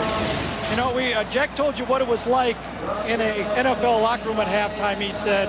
But here's what it's like to play against an NFL pass defense. Because you got defensive linemen picking off passes. They didn't used to do that when I played. This is the new style of defense. Gary wants to outlaw it. Exactly. It's un-American. It really is. The old zone blitz. Anybody that ever played quarterback, write your congressman today. Second down. They try to put it in Wilson's hands, and nothing doing against this savage defense. If things continue right now, Gary, and I think you would agree with me, LSU is playing for votes against USC with this defensive performance here. I don't want to write off Oklahoma yet, this football game. You said it the right way, if things continue. But, you know, Michigan got USC got a bit of a walkover in that football game.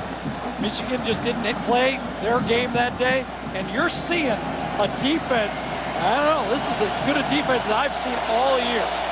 3rd and 9.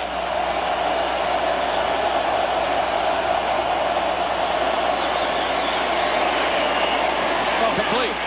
Wilson breaks free, but only briefly to the 43-yard line as Jack Hunt, the safety there to help out with Webster. But it is a 33-yard gain. Wilson shaken up on the play. He might have to come to the sideline. Middle read this time. Gets inside Randall Gay, the nickelback, and look at that throw. Jason White's best throw of the football game. Gets it inside, and Jason White, by the way, also came up limping after that play. Wilson with the shoulder, or it looked like, and Jason with the knee, or foot, hip, or something, because he was limping.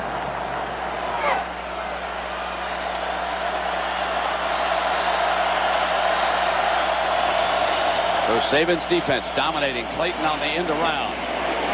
But look how they hold their position and stretch that play out. But then with Clayton's great speed, he gets the first down and gets the corner turn, coming back on a one-man reverse. This is a great answer from Oklahoma now. 3rd and long. Jason White hits the first down. Now on the reverse. The big players for Oklahoma. White hits the first down pass, and now Clayton against a perfectly defense sweep from the wide receiver. His great athletic ability gets something out of nothing. 15 yards on that play. The ball at the 42-yard line. 1st and 10 for White and the Sooners. This is what I'm looking for from Oklahoma. Do they have that heart of a champion? Can they pick it up in this game? Jones and Peoples are the wideouts over to the right, and Jones comes through the formation to the left. So Webster backs off in the bump and run. They throw a screen to Jones on the other side, and it was read brilliantly by Lionel Turner. So, you know, we have talked to Nick Saban about a lot of things, including his defensive philosophy. I think you win or lose every down on defense based on the next down and distance situation that you create, because the offense will become more predictable for you if you're in a positive down and distance situation defensively. And he created a 2nd and 10 with that well-read screen pass that time. 4 receivers, the tight end coming in as an H-back, and an inside handoff to Jones, but Jones makes the most of it inside the 40-yard line before Melvin Oliver makes the stop for the Tigers. When you talk to a lot of defensive coordinators around college football, they felt that the Achilles heel for Oklahoma was their offensive line was a finesse offensive line. A lot of teams felt they knew how to stop them, just didn't have the athletes to stop them. Now these last 2 games, Kansas State and now LSU have enough athletes to match up, and they're forcing that Oklahoma offensive line to come through. Kevin White has to call on his front guys to start making some plays. Travis Wilson came off the field. He tried it on a play. Now he is back over on the sideline. White hits Donnelly. Donnelly is down close to the 30-yard line, but there is a flag. I think it was delay of game. Prior to the snap, delay game, offense, 5-yard penalty, remains third down.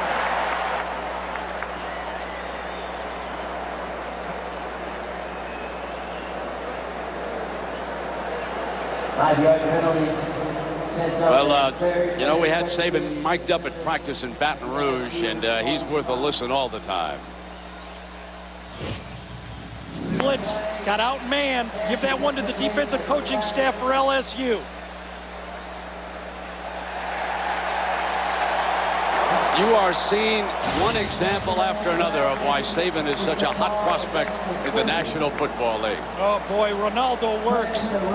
That's who you have to block. When you're the only running back, you have to block the middle linebacker. That's a complete bust. I got to take back what I said, Brent.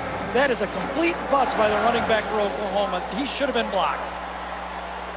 Now that man right there, Nick Saban, he has the biggest, you can't really say wager, can you, with the NCAA? But anyway, if he wins this game, he gets $1 more than the highest salary coach in college football. He has it in his contract. And guess who the highest salary is? On the other sideline at $2.5 million, Mr. Bob Stoops. And right now, Nick Saban is headed for a big, big payday. I talked to the Powers down at Baton Rouge a couple of nights ago. They think that they have him almost linked to a long-term contract. They are not going to let the NFL have him without a fight. And Green did not fair catch it, so he's ripped down at the 11-yard line. So again, it is the special teams trying to hold Oklahoma in the football game. That was Will Peoples.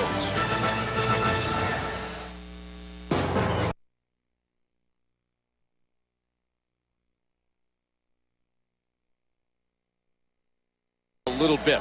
He's a little more agile. A little bit better runner because of Jason White's knee injuries. I'm not pushing for it. I'm just saying if they decide to go in that direction, it would give them a little more mobility at the quarterback spot. Speaking of mobility, the running back of this game so far is number 25, Justin Benson, the freshman from Lake Charles, Louisiana. Ball carrier that time, and a reminder now the college basketball season in full swing. And Big Monday on ESPN, 7 Eastern, Texas against Providence. Man, what's it like watching Dickie V in high definition? Ooh, that's got to be scary. Then at 9, it's Kansas, Colorado. Big Monday. Yeah, you're right. On ESPN. Stereo already. Oh, yeah, baby. There's a play fake, and Mock in trouble. Harris was closing in, and he's still able to complete the pass as he hit Eric Edwards, his tight end that time, and Derek Strait makes the stop. Yeah, another one of those situations now. And if I was Jimbo Fisher, offensive coordinator for LSU, I'd be very careful here right now. You got this game well in hand. Your defense is controlling. You don't want to make a critical mistake right now. Some type of draw, some type of quick screen, maybe a wide receiver screen. Nothing over the middle where you lose track of a linebacker or a defensive end. And they have Joseph Adai, veteran running back. They'll slip him into the formation, just what you suggested, and they pick him up for the first down before Strait can bust him out of bounds at the 35-yard line. So there was no risk on that play. Right. They stayed out of the middle, and Mock was efficient for 13 yards. Boy, I'll tell you, Matt Mock, I really love his delivery. No wasted motion, very quick, very much like a catcher. Just flicks it off his ear, just zips it right out there. Very impressive. He's 24 years old, like you've mentioned. Very comfortable. You know that injury he had last spring? He looks more comfortable as a passer now, and I think that spring of not being able to scramble helped him. It did, Gary, and they say that he stayed in the pocket down there in spring practice a lot, just because of what you say. Wanted to run the draw, and he slipped on the surface that time, and Harris was able to take him down at the 30-yard line. And there is Tommy Harris, who also faces the decision. So whether or not come back to Oklahoma, he'll announce his decision after the game. And there's a very good possibility that Tommy will move on because so many scouts like him. Anytime you get a defensive tackle with 4.67 speed, right, you've got to be impressed. And Tommy, the recent winner of the Lombardi Trophy, they won so much hardware. They're going to have to build a new wing at the Hall of Fame in Norman for all of the awards that this defense and, of course, the Heisman Trophy that these Sooners have picked up. And right now, they'd like to play a little bit better against LSU. Mauck on the roll. Takes off again. Crosses the 40, short of the first down. He is down at the 43-yard line, and 11-yard run. But let me take you to the list of award winners. Jason, of course, you know. He also won the O'Brien, the AP Player of the Year. Teddy Lehman, the Butkus, and the Bednarik. And Derek Strait, he won the Thorpe and the Nagurski. Harris, we just told you that. And Bob Stoops, on one of the polls, was a Coach of the Year. I think on another one, I think Nick Saban actually won the award, too. So the Sooners cleaning up in the hardware, but not closing out the season on a strong note, at least so far, after being beaten 35-7 by K-State and now trailing LSU by 2 touchdowns. Here comes Skylar Green, first down, and Strait makes still another tackle for the defense. I am mentioning Derek Strait's name too often. I should be mentioning the defensive front. So let's talk about the LSU offensive line for a moment. Let's talk about Wilkerson. Made a bad mistake early in the game. He's been efficient ever since. Peterman and Livings are the guards alongside of him, and Reed and Whitworth are those tackles. Now, I looked up the penalties on these fellas. Whitworth only 6 this year. Livings only 4 this year. And Reed, the right tackle, he's a 3.9 student in accounting. This is a very good offensive line. And Mauck very adeptly stepped away from heat that time to the 50, Gary. That's really the play of the game for Matt Mauck right there in my mind. That's exactly what Jimbo Fisher and Nick Saban told us they really love about Mauck. He saves us. He doesn't make the dumb play. He knows he's got a great defense to play with. So on that play when he's under pressure, he just doesn't lob it downfield. He goes up inside, and instead of having 1st and 10 or an interception or a sack way back there, he's got 2nd and 7. 2nd and 7 is manageable. Harsha Jackson checks back in. 2nd down. Mauck zips it complete to Clayton. There's the first down inside the 35. What a job Matt Mauck is doing in this game. And, well, let's take a closer look at this young man. My hometown is Jasper, Indiana. My favorite movie is Fletch. My favorite musical group would be U2. My favorite sports team would be the Chicago Cubs. They took a chance on me. Probably didn't work out, but it was great being a part of that organization. Never had a chance to catch Mark Pryor. That's one of the things I asked him when I was visiting down in Baton Rouge. It is so ironic for me that the only national championship won by LSU some 40-some years ago, Billy Cannon was the star of that team, and he went on to become a dentist. And now Mauck is following in the same vein on a Vincent 1-yard run at that time as we check in down below with Lynn Swan. Lynn? Well, Brent, the ADP National Champion Trophy is right here.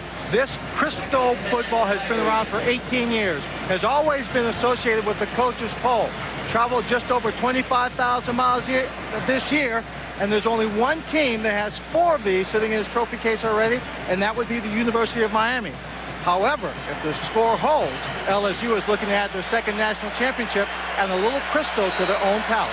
We got the right man watching that trophy. Never saw him drop a ball when he got his 2 hands on it. Here comes Mauck now taking off the right side. This will be a 3rd down coming up. And again, it was Strait making the stop. And let's go down now to Jack. Well, Brent, we watched the way this offense for LSU is operating, and it's the epitome of what Jimbo Fisher has explained to them. He says, we want you to play with poise. This is accepted the defense for Oklahoma is very good, and they're going to get you once in a while. He said, don't make a play to win the game. Just go out and play the game. Here's the 3rd down and 6. Jimbo's call is on the field. Now it's up to Mauck to orchestrate it. Clayton goes back over to the short side on the right. Mauck straight back. Offensive line gives him plenty of time. Nice grab. Here comes Skylar Green, and he's out of bounds at the 5-yard line. It'll be 1st and goal. Poole getting him out of bounds, but LSU is in business again, and here come the Tigers. Wow, that was on Derek Strait that time. He had Skylar Green man-to-man. It was a loop pass. You come inside and you loop back out. It's a predetermined option to the outside.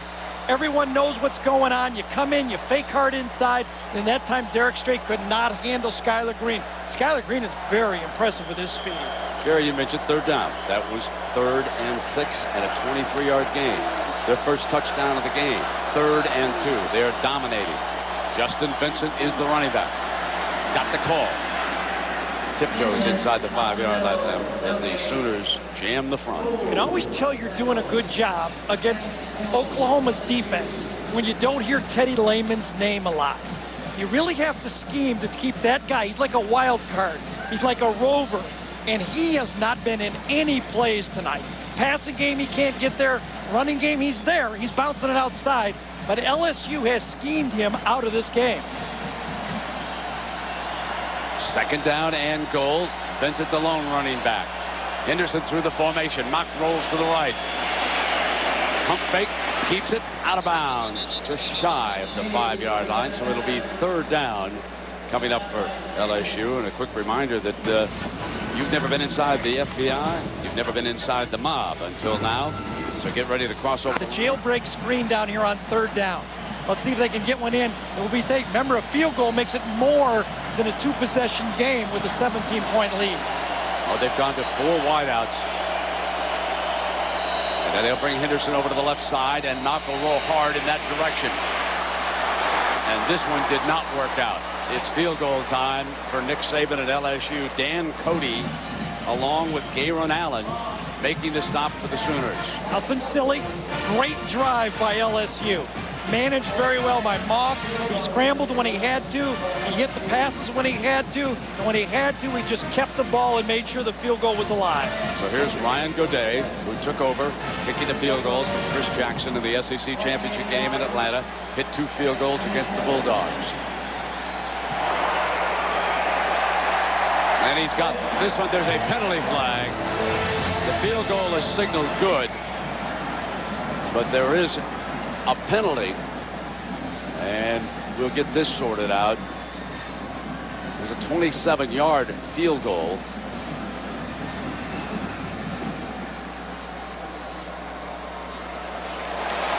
Whoa, that's big. I'd say.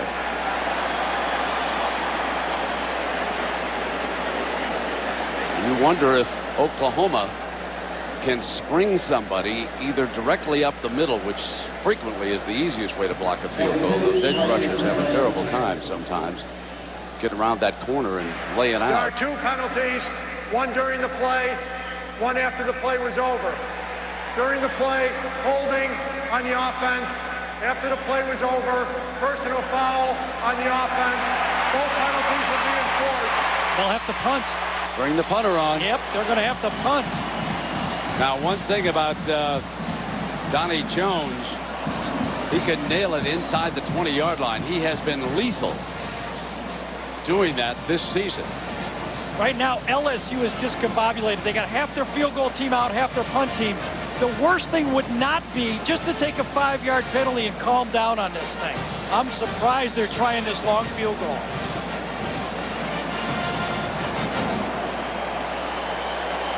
.52.5 yards. Lane Besh is the holder. It's a fake. They throw out of it, and wide open is David Jones. Can you believe it? That's why they were taking so much time. What a play. And they pulled a fake field goal.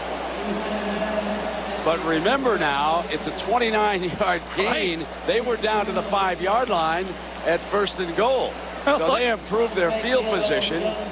Bob says I'm supposed to do that. That's the type of play I would call. I haven't seen this ever. It's one of the great plays. A penalty after a field goal. You get the split receiver. Jones comes out, runs down. He has to score because it was 1st and goal, and he does not get in. But they got field position out of him. Sooner fans, take a big, deep breath. Still hanging in.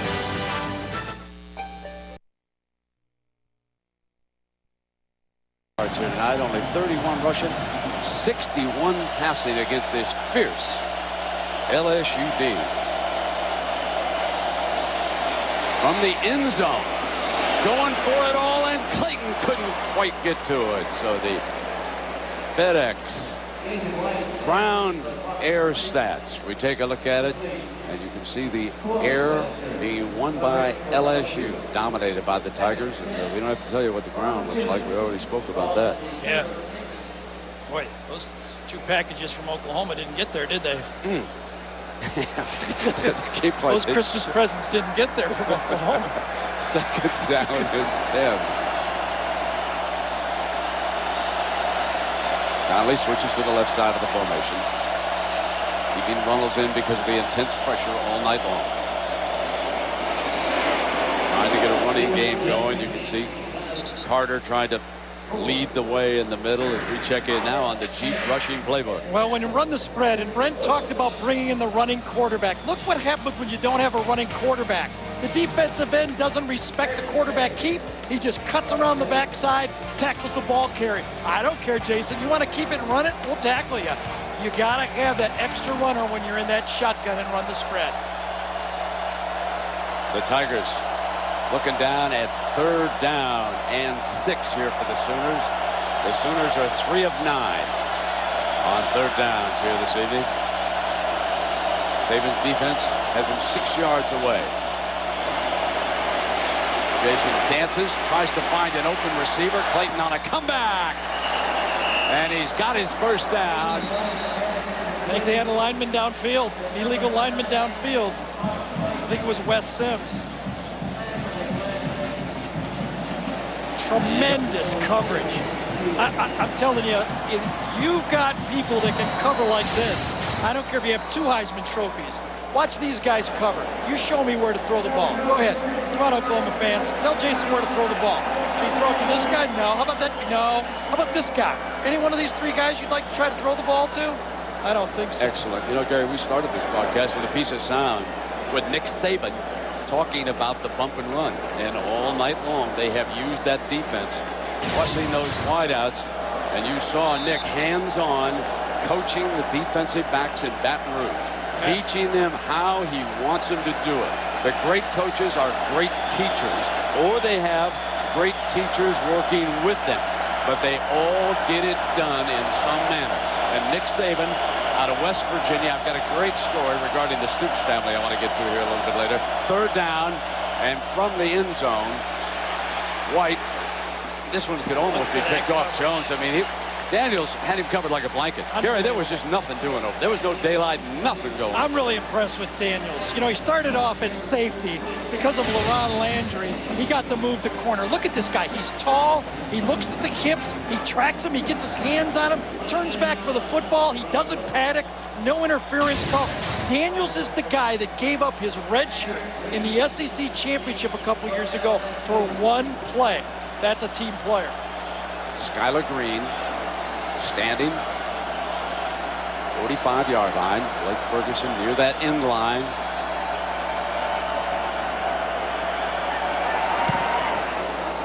Booms it out. This is returnable. Catches it back at the 38-yard line. Searches for a crease. Stumbling. And back to the 34-yard line. Teddy Lehman makes the tackle, but the LSU offense is in good shape again.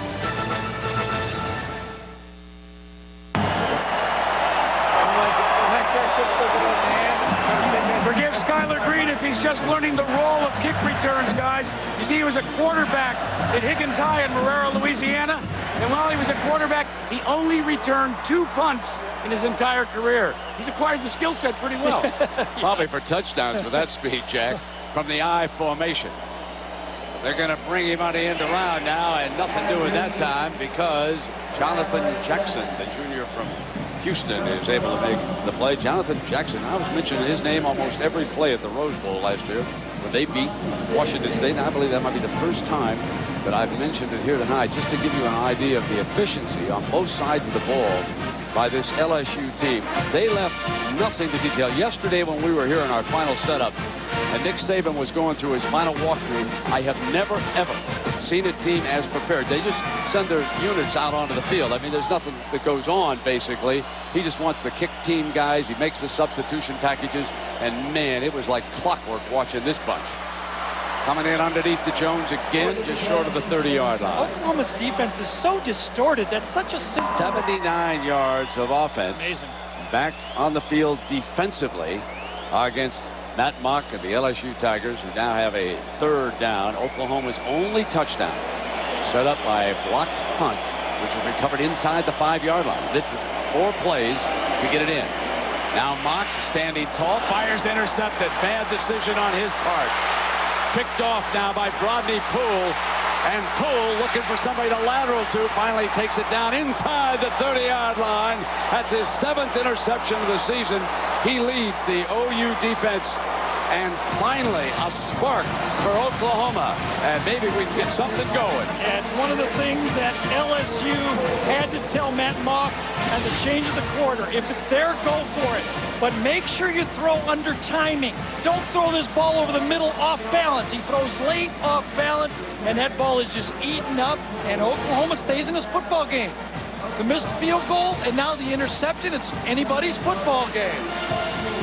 Now let's see if OU can cash in on it. There is Poole, having picked off his 7th pass of the season. White comes up under center. Jones is running back. There's the pitch to Jones, and he is hemmed back in. Beautiful defense by Daniels. Gary, you have talked about Travis Daniels, but he was so disciplined that time from the cornerback spot. He saw the possibility of a pitch. Instead of coming hell for leather for the running back, he stayed right there like he's taught to do and forced the back inside the drop. Man, that was, what an awesome looking defense this is. Not only that, it's a smart defense. He knows the quarterback's not going to keep the ball. He follows his game plan, and he does what he's supposed to do. Let the quarterback run, go for the pitch man. I think got him in 2nd and long, and they got Jason White back in that shotgun. They work a twist. They hit him on a release. There he is again. Incomplete, and Jason White has taken another hit as Clayton is up against Daniels, and Travis gets the best of it. That lineman was zone. Daniels plays the zone. Remember, he was the straight safety when this season started. This guy is a big-time player. Remember, the other corner's the All-American. Webster's the All-American. Watch this. Drops in zone, reads the quarterback, and then gets back on the play. Runs it. Watch it. Jams, looks in, gives ground, relax, and tips the ball. That's wonderful pass defense. That's 2 sensational plays in a row, and that is Kristen Pittman, I believe, the young man who was down on the 33-yard line. But the pressure again. 4 down territory. They need a touchdown. They don't have to get all of it on 3rd down. LSU backs the safety out. Now he looks like he's coming, and he is coming. Jason White going to go for the home run. Middle, knocked away at the last moment by the nickelback Randall Gay, making still another big play. What a defensive backfield Saban has put together. Randall Gay was the starter. He was the starting cornerback when Travis Daniels played safety. He comes on Clayton. The ball is slightly underthrown again. You see Gay, he's able to just bat it down. He doesn't panic. He's used to playing bump and run coverage, and he knocks it down. Wonderful play. And Oklahoma will go for it on 4th down. Now they must get inside the 21-yard line for a 1st down. LSU. That defense now looks at a 4th and 11, and here they come again on White.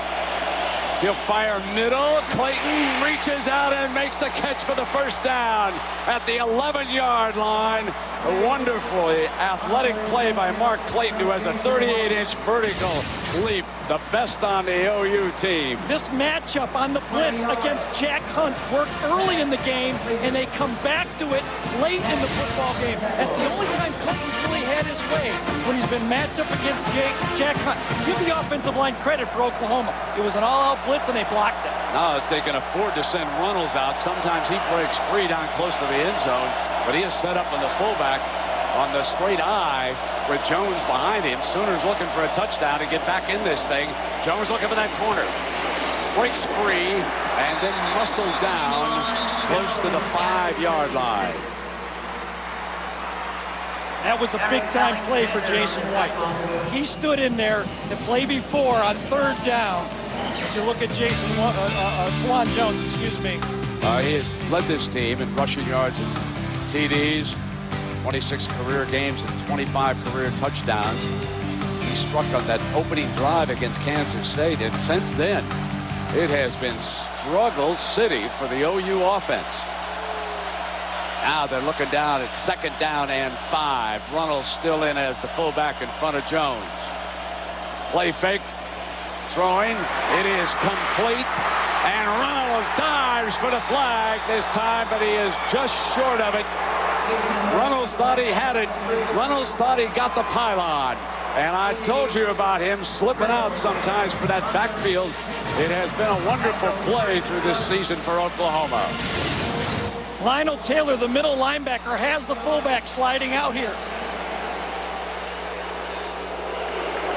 Looks like his foot came, yes, his foot came out of bounds right about there just before he hit the pylon. Here it is, first and There's goal. the foot. Yes, good call. First and goal. Jones is behind Reynolds. They switch the power over to the left side of his formation. Jason trips. Going to keep it. Stumbling. Can't get there. Too much speed on that D, and Oliver is allowed to close. Jason had no chance once he slipped, and he gave back 4 yards. And he missed the handoff on the play. I don't know if he slipped before the handoff or after the handoff, but he misses the handoff. Watch as he turns here. Yes, he slips before. He might have got his foot stepped on, and then he knew he was going to get eaten up on the play. He was never going to get it outside of Melvin Oliver. Peoples on as a wide receiver, and so look at the substitution package for LSU. 4 different defensive players dash onto the field after Oklahoma sends in its substitutes. White back in that passing shotgun formation. Jones slipping to the right. Fake. Quarterback draw. Dives toward the end zone. Just short of it. And it will be 3rd down and goal, but that was a good call. Absolutely. That's a great call. That's one of those calls you would never expect. Jason White is showing his heart in his football game. He's been limping all game. Brent mentioned the 2 surgical knees he had. Got both of those just running. Not even hit on either one of those plays early in his career. Chris Chester 4 down comes in as a tight end to help lead the way. This will be a jumbo formation. Signal coming in from the sideline. This could make a whale of an ending here to the Nokia Sugar Bowl if Oklahoma can battle their way in. Jones burrows his way in. Touchdown, OU.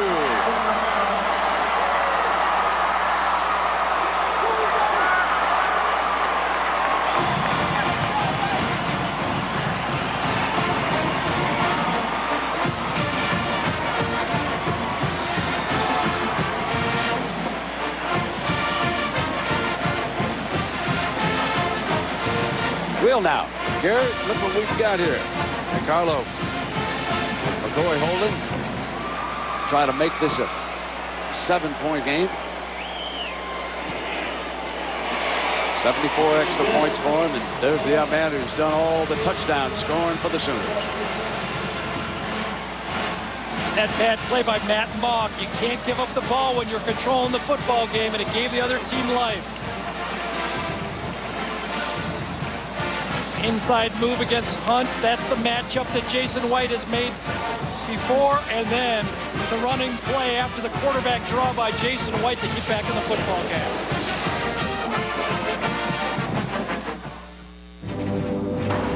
Preparing for winter, these docile little things. And Skyler takes a knee in the end zone. Well, Bachelor Bob broke her heart. You sexy thing, you. But Meredith Knight on the Oklahoma sideline as Mauk and LSU bring it out on 1st and 10 from their own 20-yard line. Fake to Benson. Roll left. Dropped. It'll be 2nd down and 10. During the commercial, this was the Oklahoma sideline, and they were dancing to the OU band right behind them. There in the corner, trying to get their fans back in the thick of it, and I see an awful lot of folks wearing red on their feet right now as they have closed back to within 7, and they look at a 2nd and 10. That was that gimme pass that they ran before when he threw the comeback.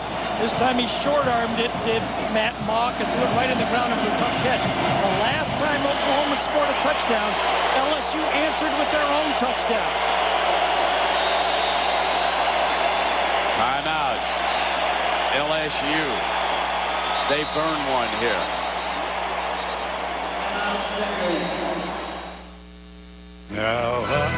Come back soon? As soon as I can. I'll use my Miles card. I'll use my Miles card. I'm back. With most miles programs, it takes a long time to earn a free flight. Pontiac High Performers drive summary now. This is LSU's last 3 possessions. It hasn't been pretty.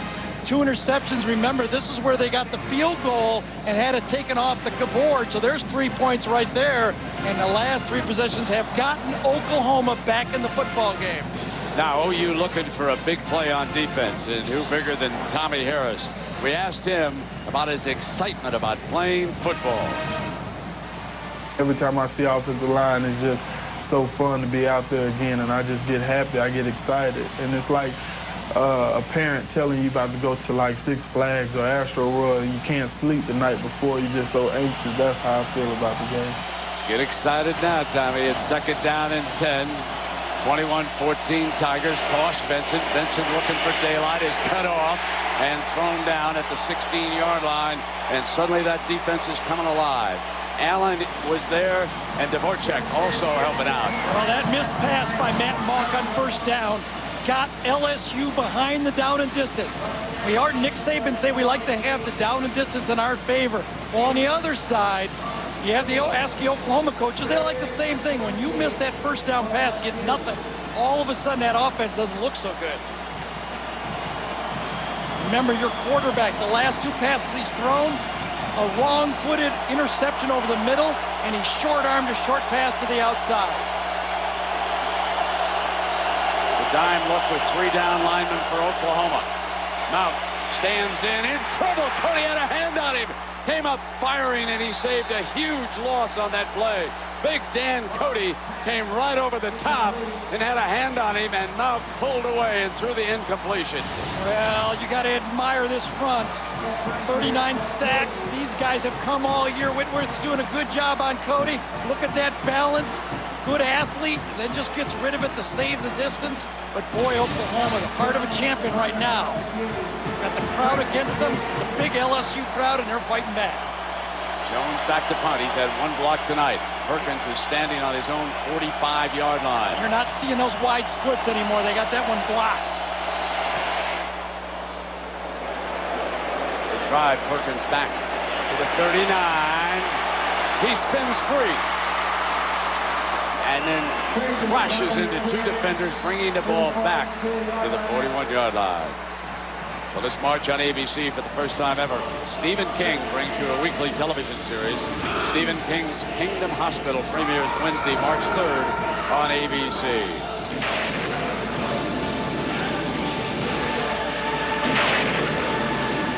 Let's keep an eye on Jason White now. First series since he had that toe all taped up. He doesn't have great mobility to begin with. Now he's got that toe to deal with. They put him up under center.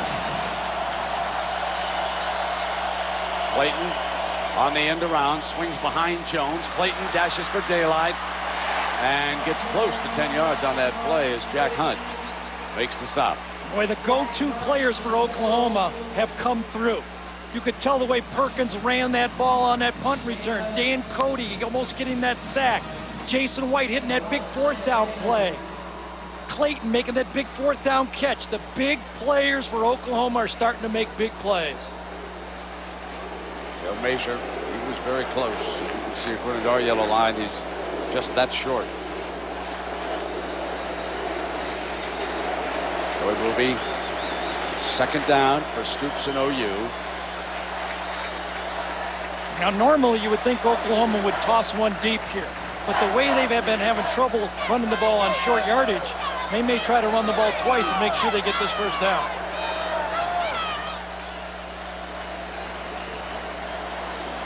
White looks over the sideline. As the play call.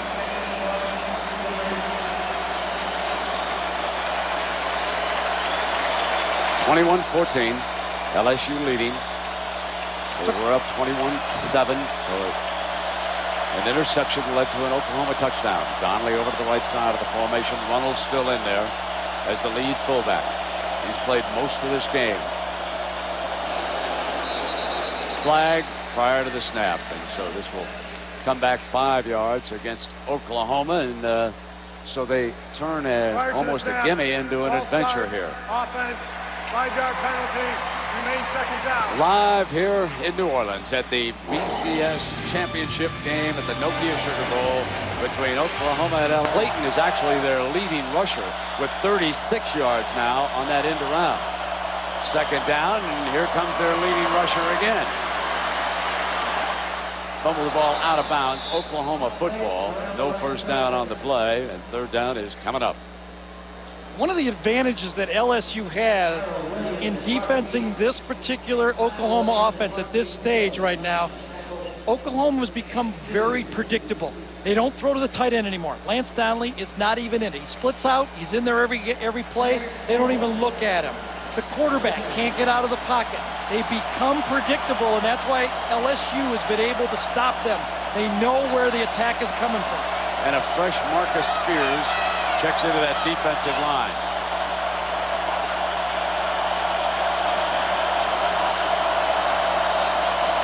Four-man rush with a twist. Deflected, incomplete by Marquise Hill. Hill on the twist, coming free. Knocked it back. That was a huge penalty for Oklahoma. They're going to have to punt the ball here. 8:25 left in the football game. You can see him. There's the star of the game so far. Oh, it was the other one coming around this time. They're both good. They're both big, and they both can put their hands up. Ferguson back to punt. And now it is Skylar Green's turn. Signal for the fair catch. Hopes it goes into the end zone, and it does. It'll come out on the 20-yard line.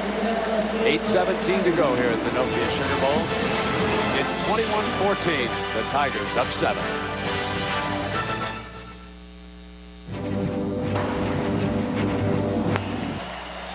Michael Clayton, number 14. One of his big guys. He's been rather quiet here so far. Play fake to Benson again. Rolling right. Receivers covered. Mock takes it off, and he's down to the 27. Now, speaking of Michael Clayton, we talked about the strength of the LSU offense. Games are won off big plays, and when you have 6 big play guys out there on the field, it's like your chances of winning goes up. And I mean, from our receiving core to our running backs, are all guys who, once they get the ball, they can take it a distance. And which of these teams now will come up with the next big play, which could be the biggest of the night? Michael Clayton out as a wideout here on second down. Now using the freshman, and Allen was in on top of him in a heartbeat. Didn't have a chance as Jackson came in and made the play. LSU is a little gun shy about throwing the ball right now. Oklahoma is squatting on all the routes. They're daring them to throw deep, but Mock is 2 for 5 for 18 yards and an interception in his last 5 passes. He's missed a couple easy ones. He's made a couple bad mental mistakes and got Oklahoma back in the football game.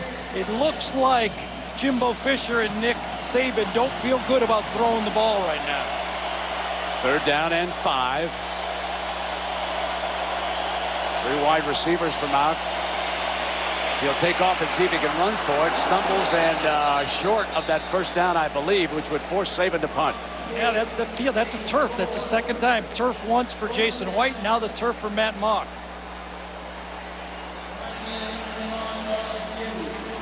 Nick knew he had a first down. Bob Stoops right now. Brent Venables is feeling good about their defense. They're squatting on the routes. They feel they got a quarterback that's aiming the ball, and they feel good about playing fast defense. Perkins handed back on his own 30-yard line. Donnie Jones out of Baton Rouge. Straightening out a blocking assignment. Remember, the Sooners have blocked 1 punt already tonight. They're going to bring the clock down. They zero it out. That's not where you want to take a 5-yard penalty. I know he's a good punter, but he's not this good. That's right. LSU had not had a punt block all year. They come into this football game, use the spread punt, get one blocked, and all of a sudden they start worrying a little bit, making a few too many calls, and they burn 5 yards. Now Saban and his staff starting to feel the heat. Oklahoma climbing back into this. High snap is pulled down. Remember, it's a new snapper here. The long snapper was suspended for the game. There's the fair catch at the 39-yard line. That's where Jason White and Oklahoma will have it. Trailing by 7 in the Nokia Sugar Bowl. Great stories in college football is number 93 of the LSU Tigers, Chad Lavallee. Could not get his grades, could not get the test scores up, so he worked as a prison guard for 1 year. Kept trying, made it. Now he's one of the best defensive linemen in the country, and he is looking to make a play here now. First down and 10. You can see him right over Carter's nose, man. He's going to war. Trying to battle in, gets forced back out. Pass is complete. We asked Lavallee about his strengths as a lineman. I'm not one of those guys that, like you said, just knock someone off the ball. I mean, I can do it at times, but I try to use my speed and quickness to my advantage. You know, keep the linemen on their heels, because they'll be expecting that. Then I'll counter that with something else. He was drawing a lot of attention that time, and Shasha, number 70, who's had 18 consecutive starts, did a great job of blocking on him. And this time, Jones, first down, Oklahoma. That was impressive. When you try to stop the Oklahoma running game, you know they like to run off the edge. Sweeps, off tackle. LSU game planned it. Now watch them run outside. Good block by Sims. Missed tackle. Alexander misses the tackle, and they get a first down.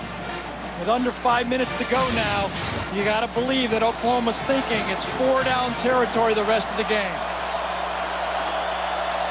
They cross midfield. Donnelly, the H-back, clears. Blocked.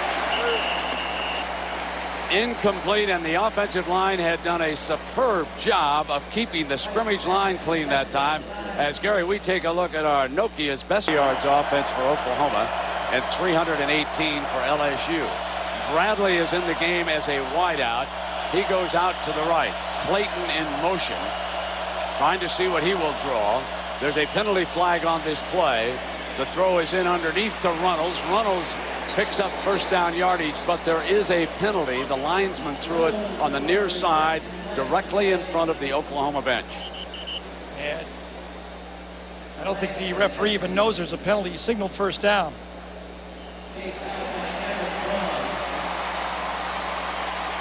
Well, that play will stand. That's an offside against LSU, and let's take a closer look at Bob Stoops. My hometown is Youngstown, Ohio. My favorite athlete of all time, Muhammad Ali, because of his fierce competitiveness, his great will to win, and look at the humanitarian he is. Favorite movie, Cool Hand Luke. Favorite food, steak. I don't need to explain that, do I? You know, folks, we get a very low rating in Youngstown tonight, because every time I turned around here in New Orleans, I was meeting a Stoops relative. You know, I think everybody from the town of Youngstown is down here tonight, pulling for the Stoops. I'm going to tell that Nick Saban story before the night's over. First down and 10. White starts Clayton in motion through the formation. Now Jones dashing for daylight to the 28-yard line, and Kewan Jones becoming the running back before Alexander brings him down. All right, Saban was an assistant coach at West Virginia.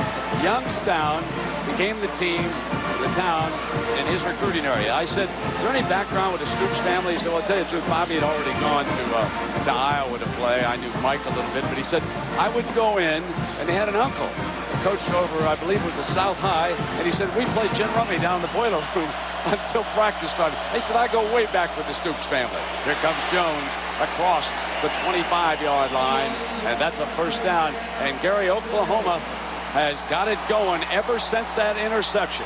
Yes, and also this offensive line, who we've questioned, can they be tough enough? Can they be strong enough to run the ball against this great rush defense from LSU? They're doing it. They're blowing the LSU line off. Missed tackles, arm tackles now. It looks like the team that looks gassed right now is LSU, as Oklahoma is able to run the ball, control it with short pass and play action pass. Ronaldo works, and a timeout called by Oklahoma. 3:41. Missed any of Jason's games. Jason and he are very good friends, and Brian suffers from brain cancer. In fact, Jason used to drive him to OU hoops games. The first person that he called after he won the Heisman Trophy was Brian Stewart. And Brian is here tonight to cheer on Jason White. Yeah, what a wonderful story and a relationship that those two guys have. Jason said he used him as inspiration Jack, after he underwent knee surgery in each of those 2 years, he said, look, if my friend can keep going with all those brain surgeries, I can certainly do it. And now it is 1st down and 10 for Oklahoma. They are inside the 25-yard line. Jones is back in as the running back, and Runnels stays right where he is as the protector. He'll lead Jones to the hole. Beautiful block by Runnels. Runnels, ladies and gentlemen, looks like Matt Snell in that famous Super Bowl in Miami. What a workhorse he has been. He cut the legs off the defender that time to blow that hole open. Yeah, it was Cameron Vaughn, number 46, right there, who's trying to lead on the fullback. He's ready to muscle up this time. Runnels goes low, cuts him out, and you can see the run. Quick snap. Jason White comes back, wants to go for the touchdown. Bradley can't get there. Into the corner, and he was well covered by Corey Webster. So Oklahoma, on a quick huddle, broke out with that play, took a shot at it. Sign of a confident team. They come back now with 3rd down. Yeah, Corey Webster knew he had help in the middle of the field, had a free safety there, so he waited to the outside for the post corner move, and that's where the ball was delivered. Not a good percentage, but the most important 3rd down of the night is this one. They've got it at 5 yards. 3:10 to go. Runnels goes far out to the left side of the formation. White fires on the slant, incomplete to Clayton, and a penalty flag flies at Webster again. If it's against him, it'll be an automatic 1st down for the Sooners. Quick slant, got inside. Webster's going to get called for getting his hands on the receiver. Corey Webster right here.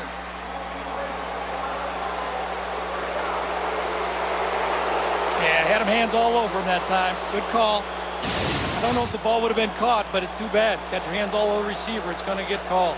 Ball is spotted at the 13-yard line. Well, this team is showing the heart of Bob Stoops' favorite athlete, Muhammad Ali. They're getting off the mat and finishing this game. Switch the strength of the formation. Leave Jones in that I-back spot and bring Clayton through it and get him lined up over there in the slot.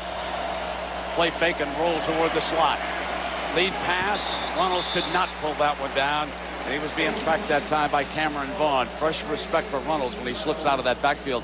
Vaughn had decent coverage on him. Now it's a guessing game.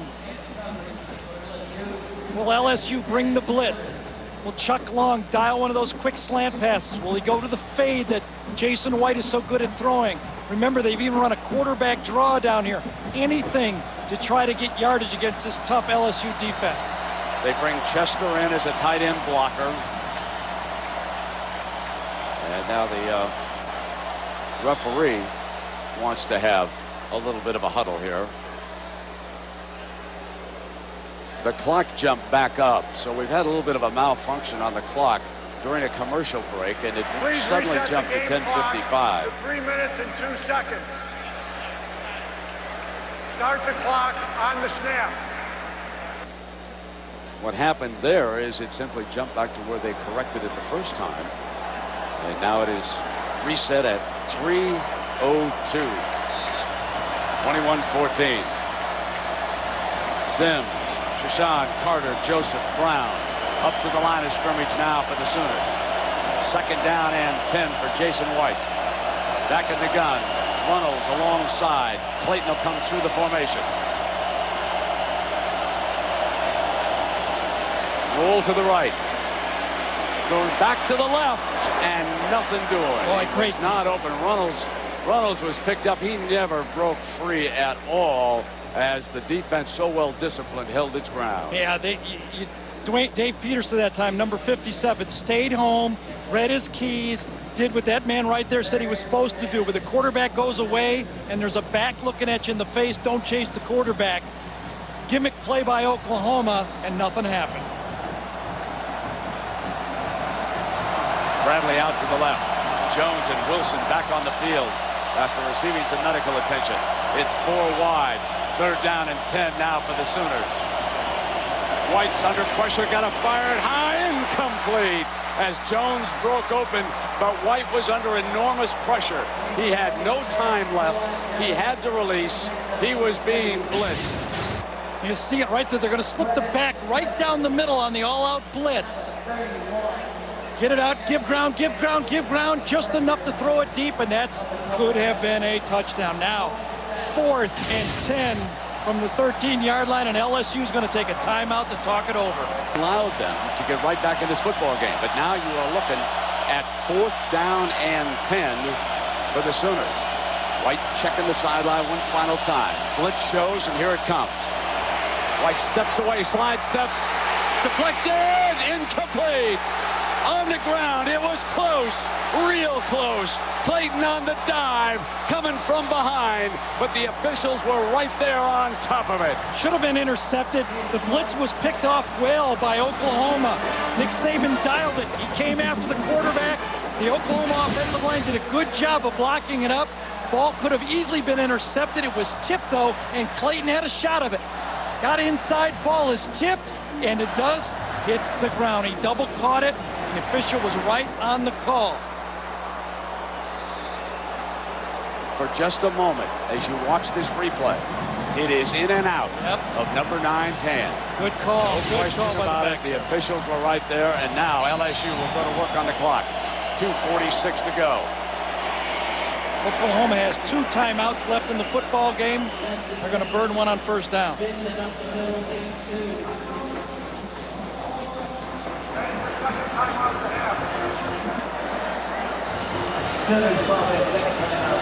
So 2:40 to go, and you know there's been so much controversy about the BCS system. Obviously, we've asked the coaches, including Nick Saban of LSU, about the current BCS system. We have tremendous respect for the system, and I think we all should have respect for the system that we've kind of agreed to kind of play under. It didn't work very well for everyone this year, and maybe in the future we can make it better so that it will work better and maybe include a few more teams. You know, I just have one wish, Gary. I wish we had one more game. Just one more game. I'd work for free. You know, Brent, it seems to me like the coaches involved who have a stake in it have been more reasonable than everybody else about the whole argument. You know, I would agree with that. They seem to be able to see the big picture of this thing, that it's hard to measure. The BCS has a tough job. They try to do the best they can under the limitations that they're presented. And this game is a testament to what it can be right here. And, you know, listen, Peter Carroll handled everything with class. Everything with class. Yep. You know, the whole controversy being denied an opportunity to come here to the Nokia Sugar Bowl. You know, you couldn't say anything negative about Pete Carroll and the Trojans, and they took care of their business, no question about that. Skylar Green now coming through the formation, fake by Mauke. He's going to come in behind the right side, and he's to the 19-yard line. Teddy Lehman making the stop for Oklahoma, and we've got another time. Really like the fact that they ran the ball the first 2 times and called timeouts the first 2 times. Both coaches doing their job. Let's go to the other sideline. Here's what Bob Stoops said about the BCS.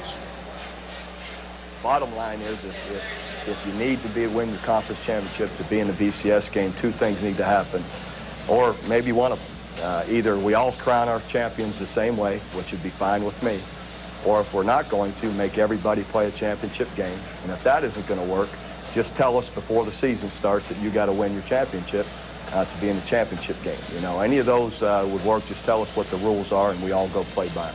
That's for sure. Absolutely. Yep, that's for sure. You know, Nick Saban has been working his defense over there, telling them the game's not over. They made a great defensive stop, but the game's not over.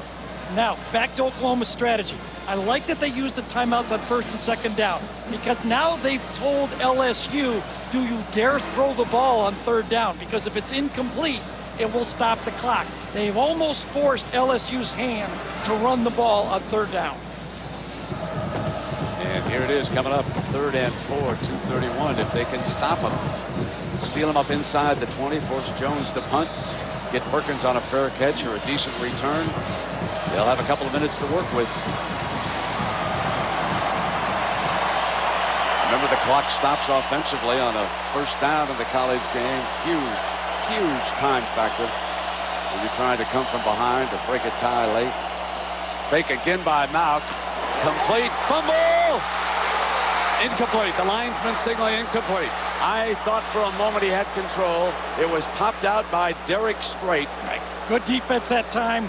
Oklahoma stayed in the zone.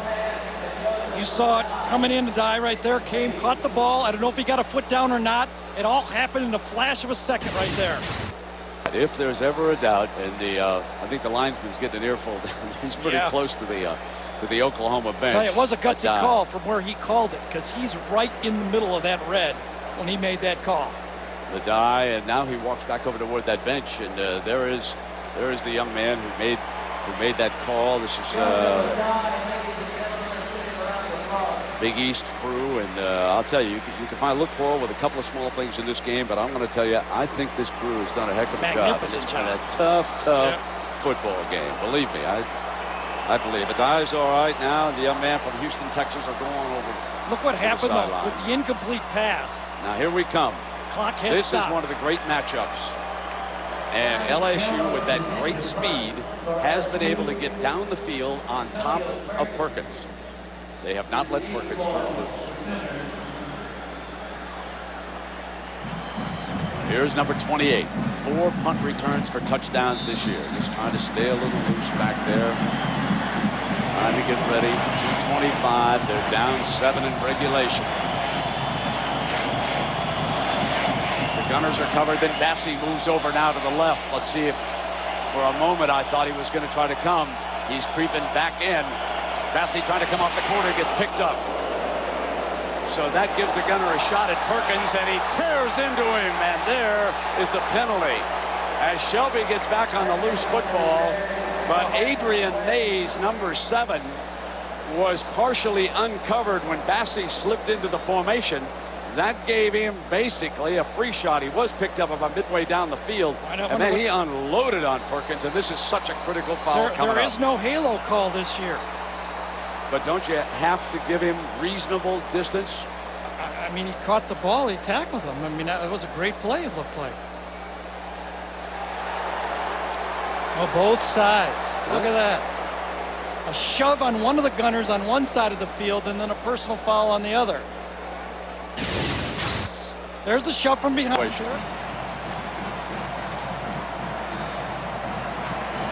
Well, we'll check on. We'll get Dave here in a second.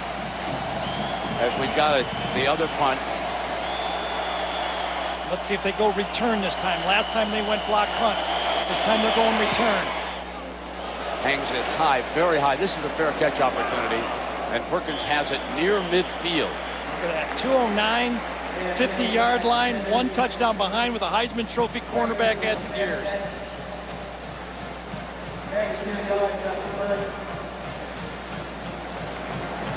Yeah, well, unimpeded, Dave has just passed down word to us. Unimpeded is the key word.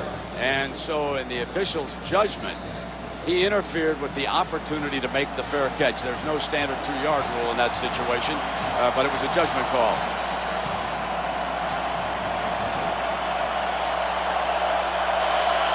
White is back.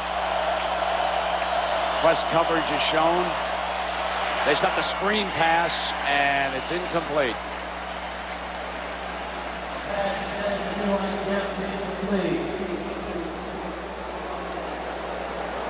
As you look down on our scene at the Nokia Sugar Bowl with the BCS National Championship game between Oklahoma and LSU on the line.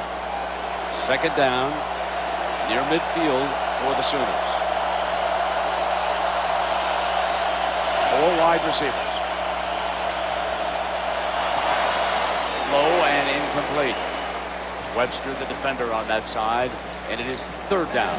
Tell you, the LSU pass rush that was so strong by the front 4 before. Now watch them when they're out of gas here. Watch these guys rush now. Half speed.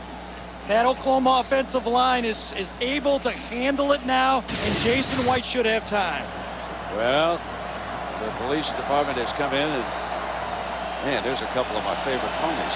They just trotted on over with those officers. They keep the folks down off the field, help police things after this game. 3rd down and 10. White in the shotgun, left sideline too high.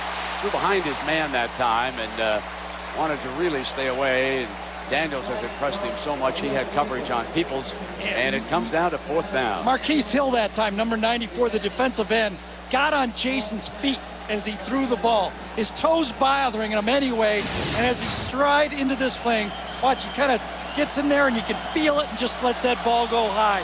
One he could have got there, but he was covered pretty tightly. Here we go now. 4th down and 10, 7-point game. We got 156.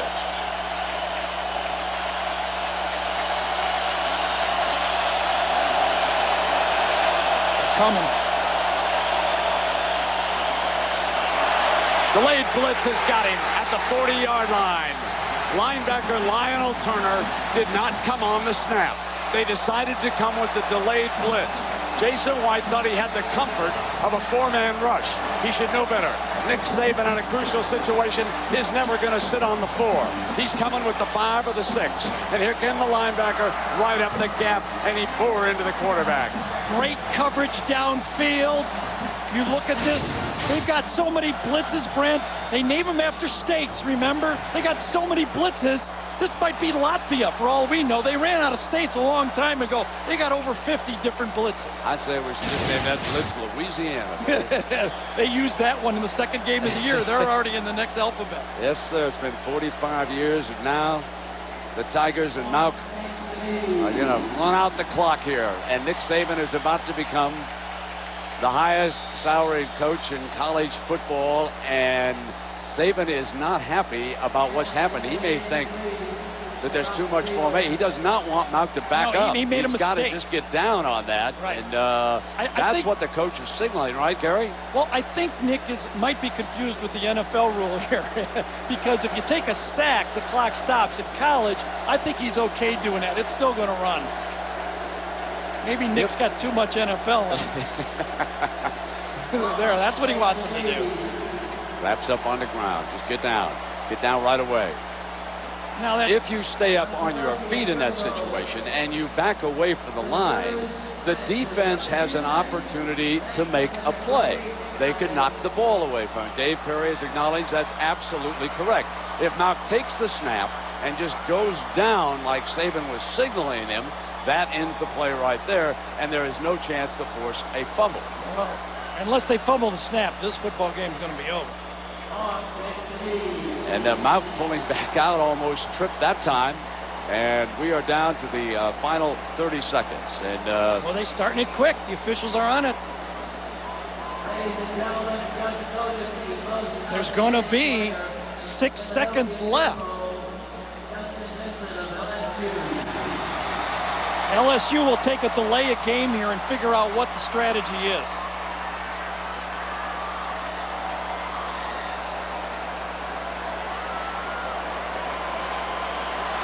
He's up 7. Even if the clock stops and they take a delay a game, would they send the punter on that deep run through the end zone? No, you could trip and fall down on this turf. I've seen 2 guys fall already. Okay. You can't do that. There's the timeout. The 4th down is coming up now. So the Oklahoma side is huddling over here. Nick is very upset with the officials spotting it so quickly. He's upset with his quarterback. He's upset with everybody. They do not want Oklahoma to have another throw. If they take a knee right here, Oklahoma will have 1 throw into the end zone. Now, Mark Richt caught a lot of grief for trying to run a sweep against Purdue. Remember that? And he said, we didn't want to punt again. LSU could have ran the ball wide a couple times, burned some time, and probably could have killed the game. There's always a way to second guess.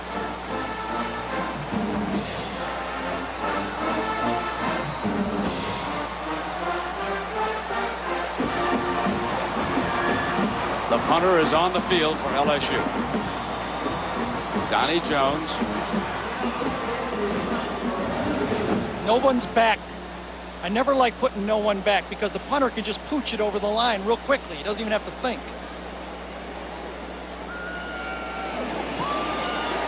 Hangs it. Had an opportunity for Perkins back there at about the 21-yard line. LSU wins the BCS National Championship.